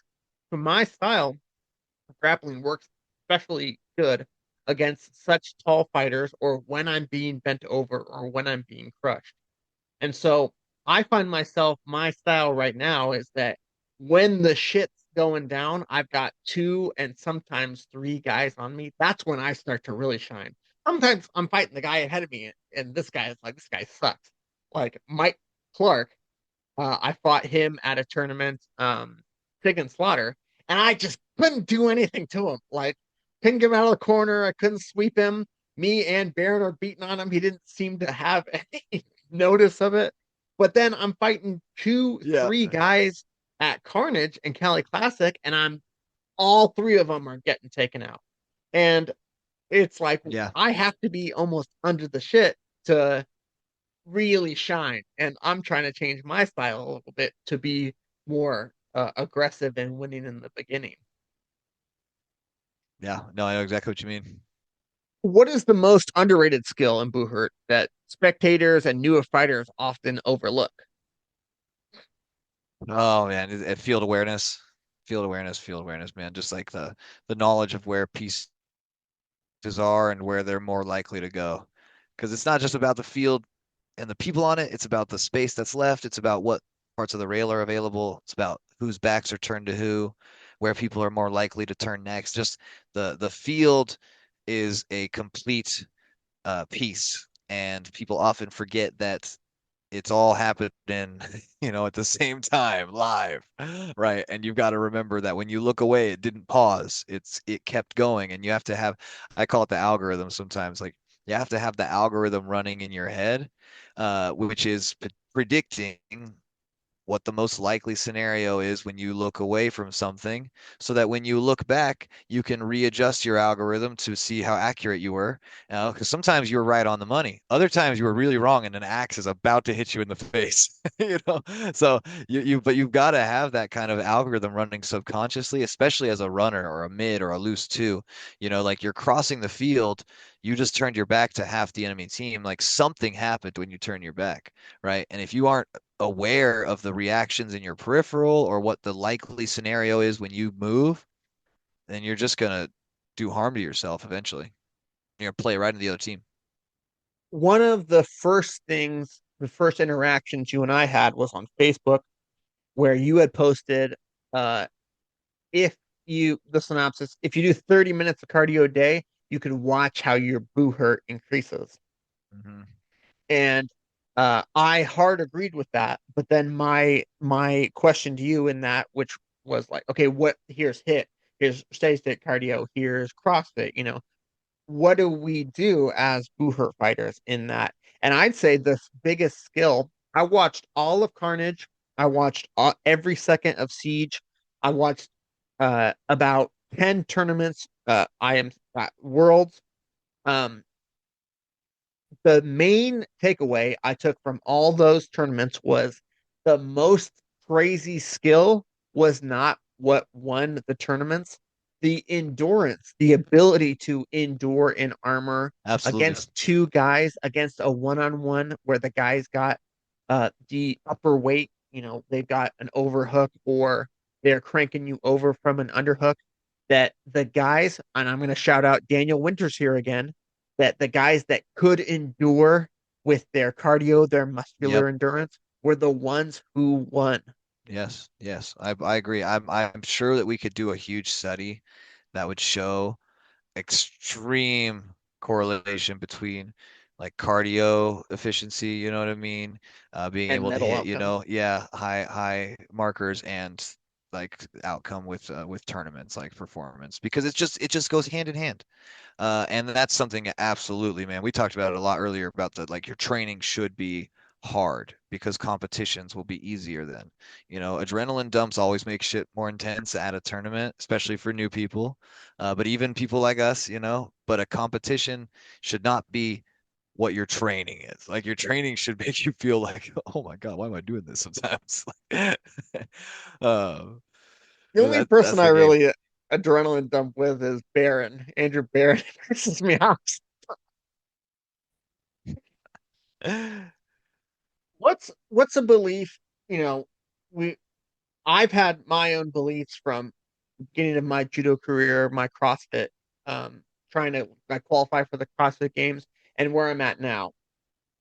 What's something that you were like, this is the way 12 years ago, and now you're like, oh, I was full of myself back then. There's it's funny because there's like some stuff, that I still do exactly the same or very, very similar, just with some improvements. But the biggest thing, this is not like a training thing. This is just me, my mentality. I used to literally be like, what's the minimum amount of armor I'm allowed to wear? And just wear that. Um, because I was like, if I'm light, they can't hit me, obviously. And Just don't get hit. Just don't dude, get hit, Johnny. like there was a point where you didn't have to have like chainmail even on the front of your helmet. So I had like a helmet. It was just like it wasn't a wolf rib. It was like a nasal helmet, but I didn't have chain on it, so you could just see the face grill. So you could just see my whole face really open. Um, then I had I like no that. armor. I had no armor on my whole biceps because rear braces weren't required. So my biceps and triceps were exposed. I had no sabatons because you didn't have to have sabatons at the time. And then like yeah, I just would go to tournaments for years and just be like, well, I'm just gonna, gonna avoid damage.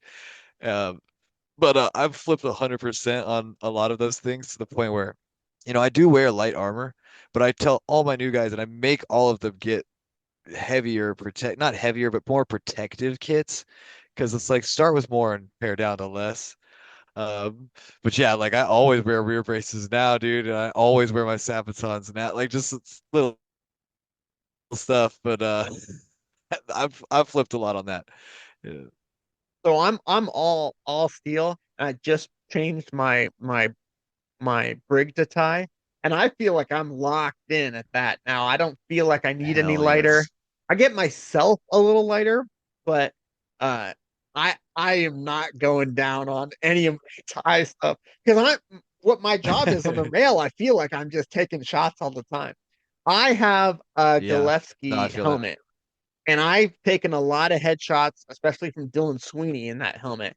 And I feel like I am cool as a cucumber in that. Sometimes big Yeah. punches, Joseph Brandt rattle me a bit, but besides that, I am, ultra protective in my stuff, and I'm happy with my steel. I say to be Good, protective, good. at Yeah. least in what my job is. I don't see. I know I need to learn more center skills, and I do want to learn. Jeff Daly at Carnage was like, "Dude, you got to learn pole arm to be a better fighter, even using your 36-inch axe." And I was like, I couldn't refute him on that. I was like, maybe there's a huge skill that I'm missing that I could just figure out. I got into longsword about just a few months ago, really. Uh, when Hell yeah. no, it was when you went to IMCF for where you got silver. Um, and I asked because you had just come back from Worlds, and I was like, "Why are you going to like this lower league, or like what's the point? Why are you also doing longsword and melee?" And you said something that has stuck with me since then, which was for the love of the game. And I was like, God dang it, that's such a good reason. And since then, I've been practicing longsword. I've won both the longsword duels that I've been in, Hell and yes. I've again expanding my skills. Plus, longsword is there's no grappling really in longsword. Yeah. Yeah, no, Uh, it's a weapons game now, yeah. and I'm showing, hey, my skills are just based off this judo. I have a lot more in Yes, here. dude. Yes, yes. I love that. Yeah, you show the repertoire, maybe. Training, training. My current philosophy is the way is in training. I am not motivated. I would say that I don't tell myself get up and do these things. Me adding my 6 a.m. 4 times a week conditioning to my already pretty rigorous um, training schedule that I don't listen to motivational tapes. I don't have to rah myself. It is my Yeah. way. It is what I am doing with my life. If I miss workouts, if I miss my competitive judo class, if I miss Yeah. a conditioning or a weightlifting, then that's when I'm actually, oh, I feel like shit from missing this. Now, I have been blessed with having a low injury athletic career. I've had a few knee things, and now I have some secret sauce that I have zero. I'm 275 now, and I have zero joint issues. I'm almost 40. Um, no knee pain, no elbow pain. I got a few pains in my ass on my team, but um, these guys that I love, and I'm sure you love your knuckleheads too. Uh, Sam Ride, we had a little bit of a back and forth about soft kit. And now I've been the last year. Soft kit is a waste and it builds bad habits.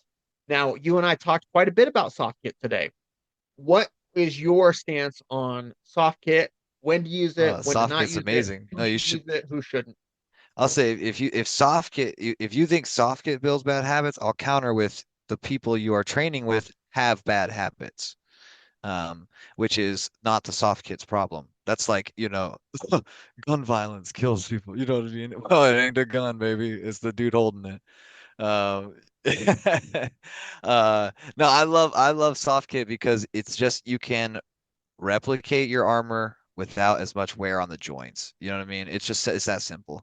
It's the closest like thing we have. And I prefer it over like plastic armor because you can get cut using that.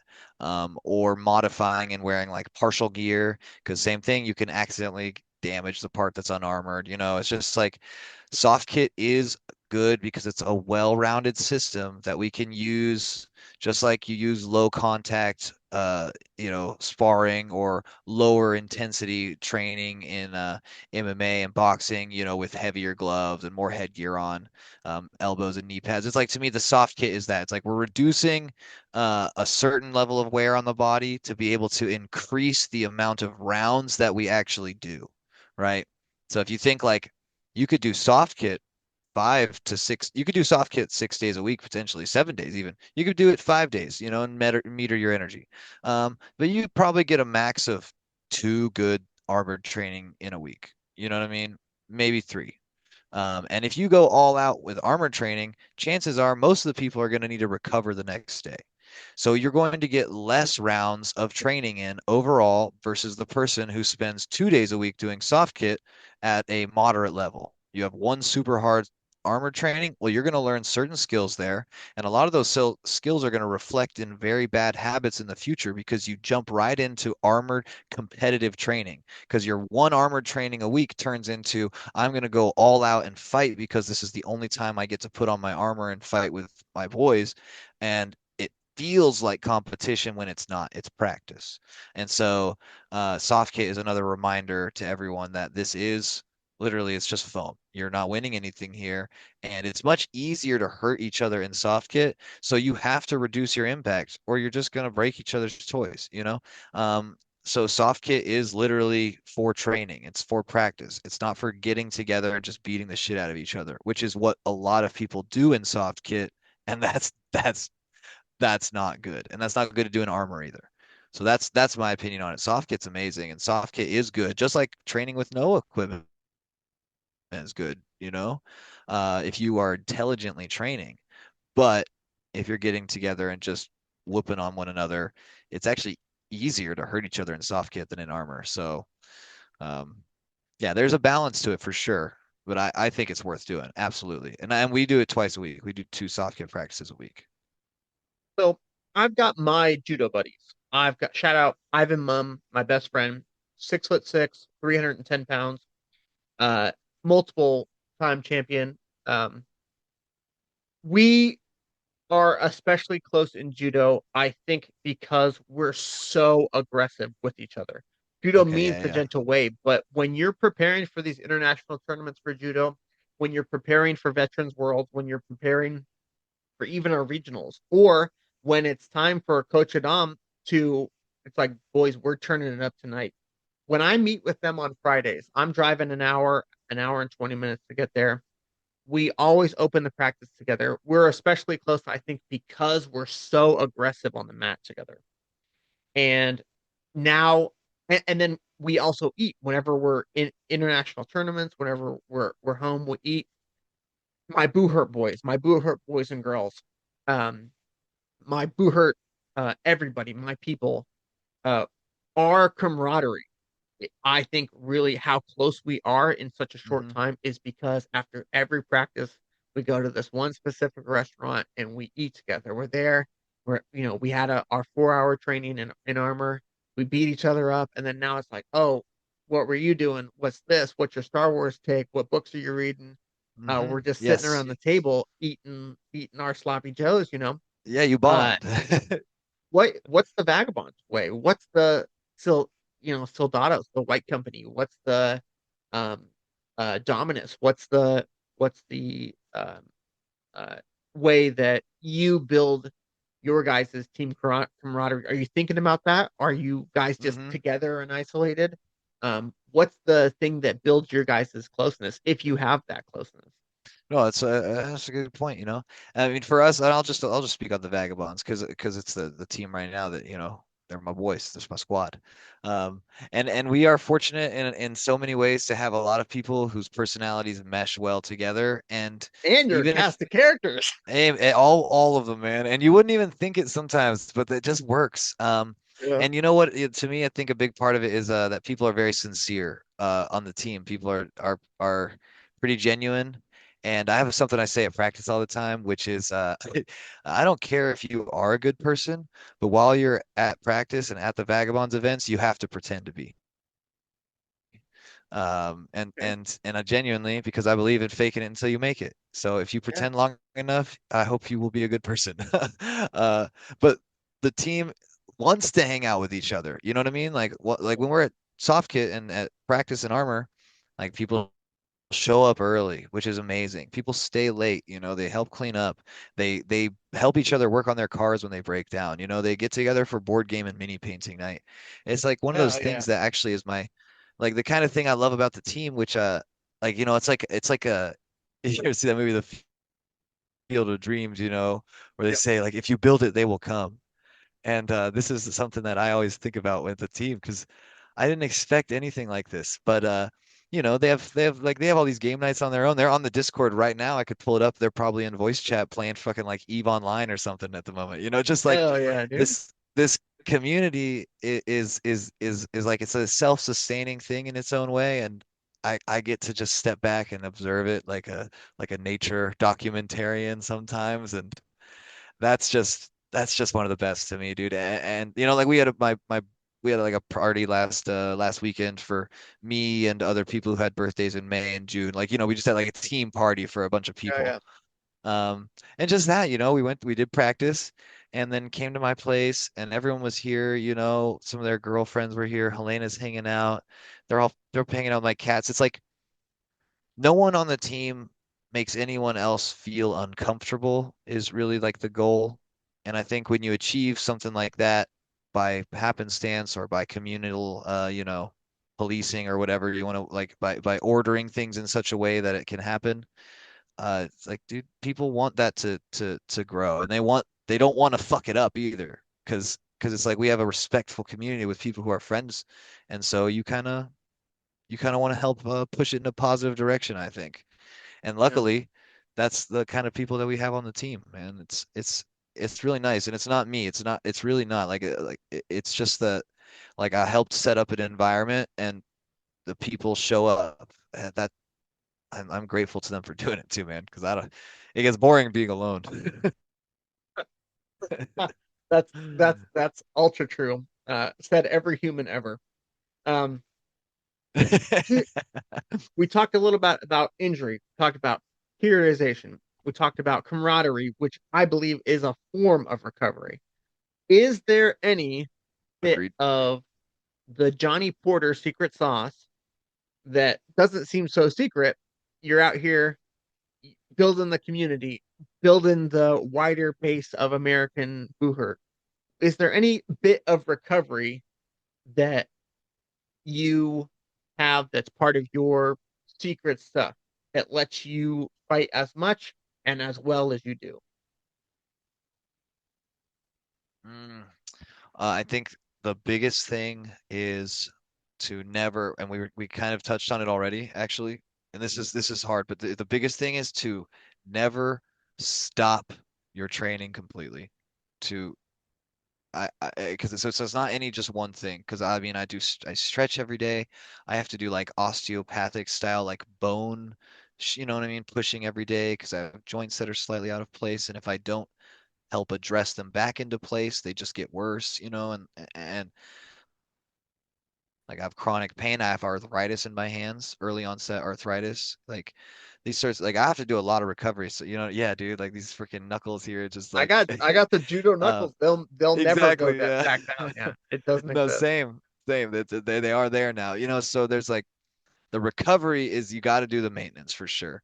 If you do a minimum like 20 to 30 minutes of like stretching and mobility a day, that'll help a lot. I can tell people that much. Um, but for me, and for the average person or fighter and competitor, it's like don't stop training completely ever. Like even in the days when you're like, I am fucked up and sick, it's like do some stretching, do 50 push-ups, do some sit-ups. Like a little bit of anything is so much better, because it keeps your mind in shape more than your body. It keeps your mind in the like the mode to do things. And people who compete and then spend 2 weeks eating donuts and fast food, or they go fucking Patty the Batty style, right, and gain 100 pounds before their next fight. Like those people, they have shorter careers. They just do. They have shorter careers. So stay the course. That's the biggest thing. All right, Johnny, dude, I fucking really appreciate you taking so much time. This was a crazy long interview. We had so much, but we had to I know. speed through a bit of it. I mean, we could have probably. I feel like I'm ready to move on to two, three I more know. subjects, but We it, could keep going like yeah, another thing. Yeah, like we'll do I it got to get again. up for conditioning in the morning. So Yeah, I should I have gone to really, bed 20 minutes ago, but it's okay. really appreciate you. I'm gonna send you a case of Monster. I already have it in my cart. Just Yes. after this, DM me your address. Um, Worth it. uh, I love the white monster. I'm plugging it now, not paying. That's what my training is based around. White monster. Um, I really appreciate you. I love you guys, the vagabonds. Hell Everyone's yeah. a sweetheart that I've met over there. Uh, Shout out Nick Ferrelli, especially my favorite knucklehead probably in the world. And thank you so much for taking the time, man. If you've got any social medias you can shout out, It's a and pleasure, Greg. I'd like for you to. I know you have some a lot of Buhurt videos out there that are specific training videos on how to do certain techniques and training lifestyle. I'd love to hear them now. Oh yeah, I mean you can find me pretty easy. My social media is just Johny Porter, Johnny Angel on Instagram. Uh, you can find the Vagabonds Buhurt, Instagram, Facebook, website. I'm on YouTube as Johny Buhurt. I figure I'd lock that name now before someone else in the future does. And then we have a Vagabonds apparel on Printify. You could find it Printify /Vagabonds apparel. It's pretty cool. We don't have a whole lot of stuff, but we have some good quality. It's all good quality stuff at least. Um, and then yeah, you can look up my Patreon where you can support me on the journey. I have like a lot of fight reviews and a lot of workouts on there right now. So if you are looking for just basic stuff for free, you can go on there and find I think it's like 50 or 60 workouts that I've posted already. Just complete. You can start immediately. Boom. And then for people who want to pay, you can pay a few bucks and get access to a lot of like my private videos or training videos of the team. Because I don't like to post a lot of practice footage publicly, but I'll post it privately for certain patrons. Um, and then yeah, if you want me to do fight review or breakdowns of your pro fights or melee tournaments, you can hit me up. Usually for $100, I do a 1 hour session and video review. But that's like I gear that usually towards people who are mid to high level. If you're a brand new fighter, you're probably better off just going to your coach. But if you're someone who's looking to improve, like we were talking about, past a plateau, um, DM me, reach out. So, yeah. Otherwise, man. Oh, and then like you were saying before, I do have actually prepackaged programs on my web store. It's on Gumroad, which hopefully Greg can link it or something. But it's if you look on there, In those the are for comments. beginners because those are geared. Yeah, hell yeah, brother. Thank you. Those are geared for people who are new. And right now, the two things I have on there are for people that are also alone, right? So if you're someone who's by yourself with no training partners, you can go to my Gumroad and look at the body weight training program, which is a no excuses. You don't need any equipment. You just need your body to do the 5x5 space to do that entire 4 week training program. And then there's another one that's a Buhurt Pro Fight Training 101. If you're getting ready for your first pro fight, here's a simple blueprint. It's not exactly what I do personally. I'm completely different level now, but if you're getting ready for your first pro fight, it will get you there. So yeah, all kinds of stuff. And again, thank you, Greg, for having me. Like this was a fun conversation. I love rambling about Buhurt. It was a good ramble for sure. Appreciate you, Johnny. Yeah, hell yeah, man. All right, I'll let you go get some sleep and have a good night, brother. Good I'll night. see you soon, hopefully. All right. I do want to. I'm doing these low edits, but I want to get back to the warm up questions. Oh, dude, yeah, please. So Favorite sorry. anime? I gotta hear it. Favorite anime. So, I'm involved with Dylan Sweeney. We're frenemies. We're extremely friendly frenemies. I love that. Yeah. But we're so staled, or we're always the last two up at Yeah. our trainings, and so we're the last ones beating on each other when we're tired.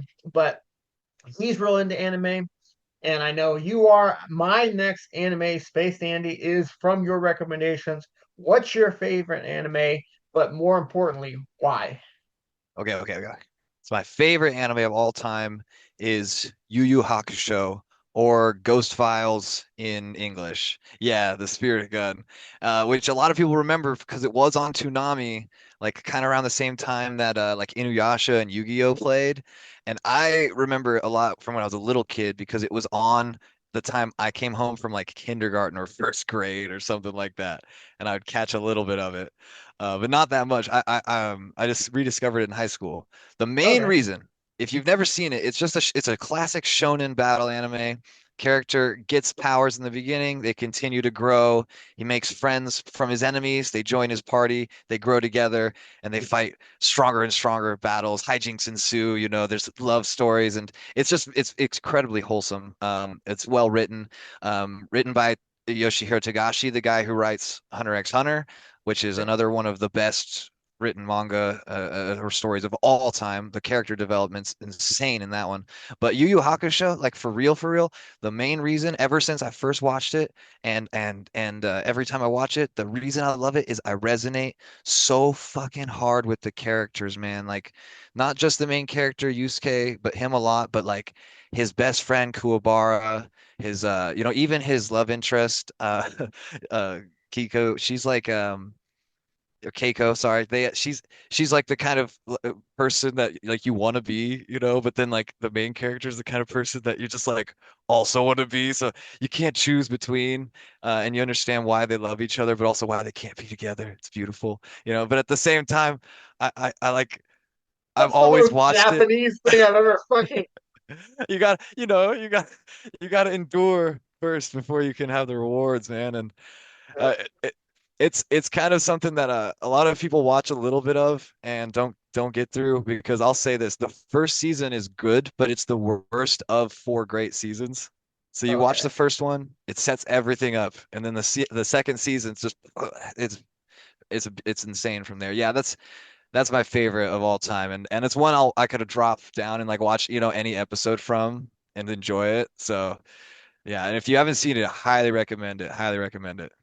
I am somewhat into anime. I have my Crunchyroll subscription through YouTube, but I recently rewatched uh, Samurai Champloo uh, Yes.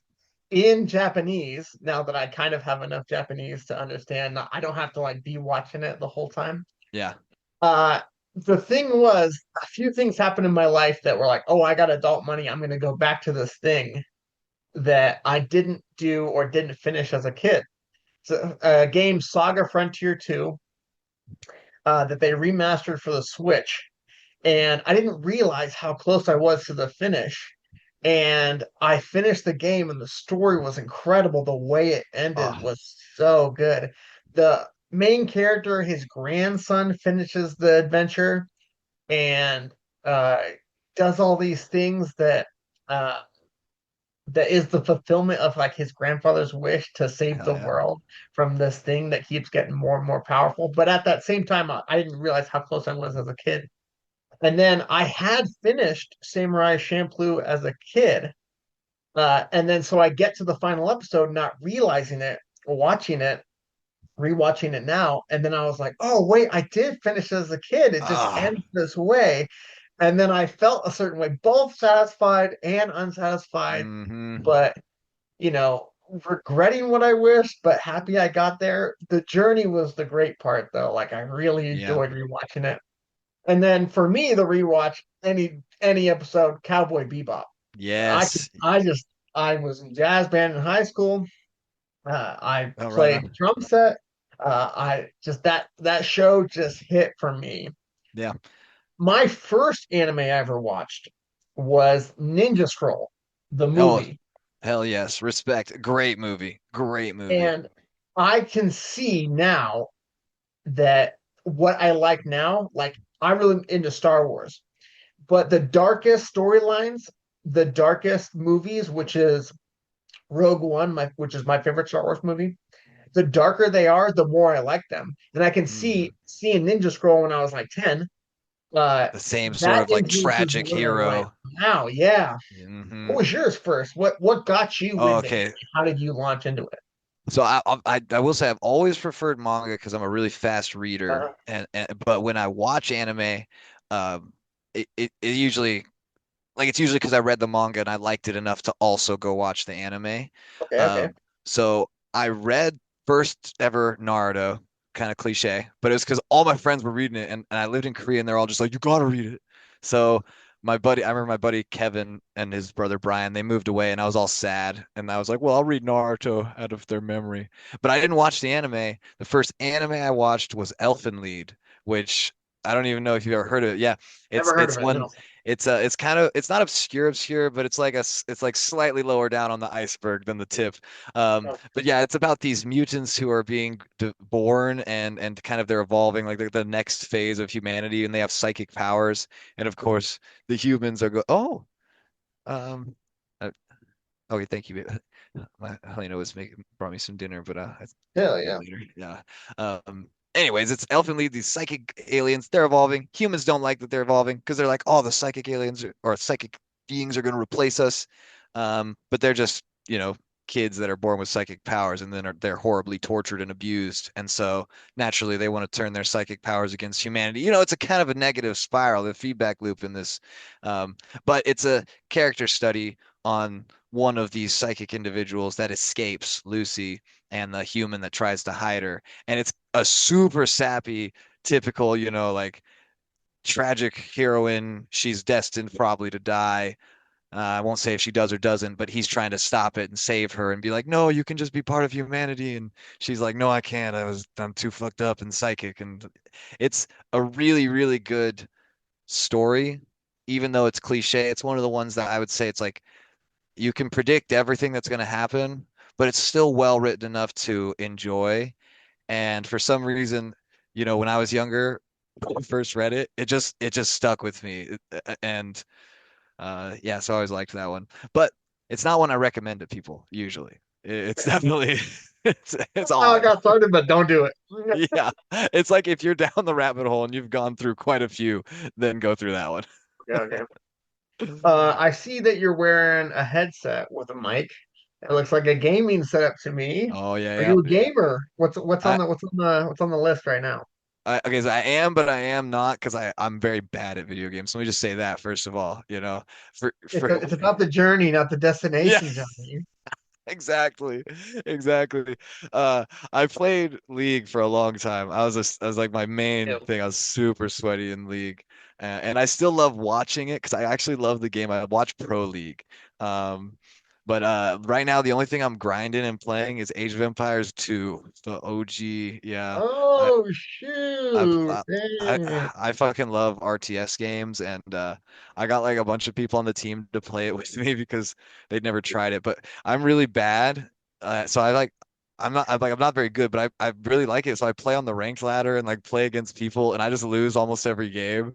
But it's kind of fun because now I just play against other noobs, and every Uh, now and then I'll win one and feel so satisfied. It's amazing. Uh, but yeah, uh, that's it right now. so you Or talked about liking reading. For me, that's why I like to play RPGs, Final Fantasy 7, Final Fantasy 8, yeah. Final Fantasy 9, of course, Skyrim, Witcher. Before they were all voice acted, it's all reading. and I got a really good, Yeah. reading scores in school because I like to play RPGs, and it's all just Yeah. reading. Um, I feel let that. me. I remember the first game I ever played that had voice acting. This is a side thing, but it was Fallout New Vegas. I'd never played a game that had like every single character voice acted before. Ones where like the main character had lines, but every single NPC, every little tiny character in that game, it was crazy. For me, it was Max Payne. Oh my gosh, I remember that. Yeah. Great game. A great jump shooter. Yeah. Uh,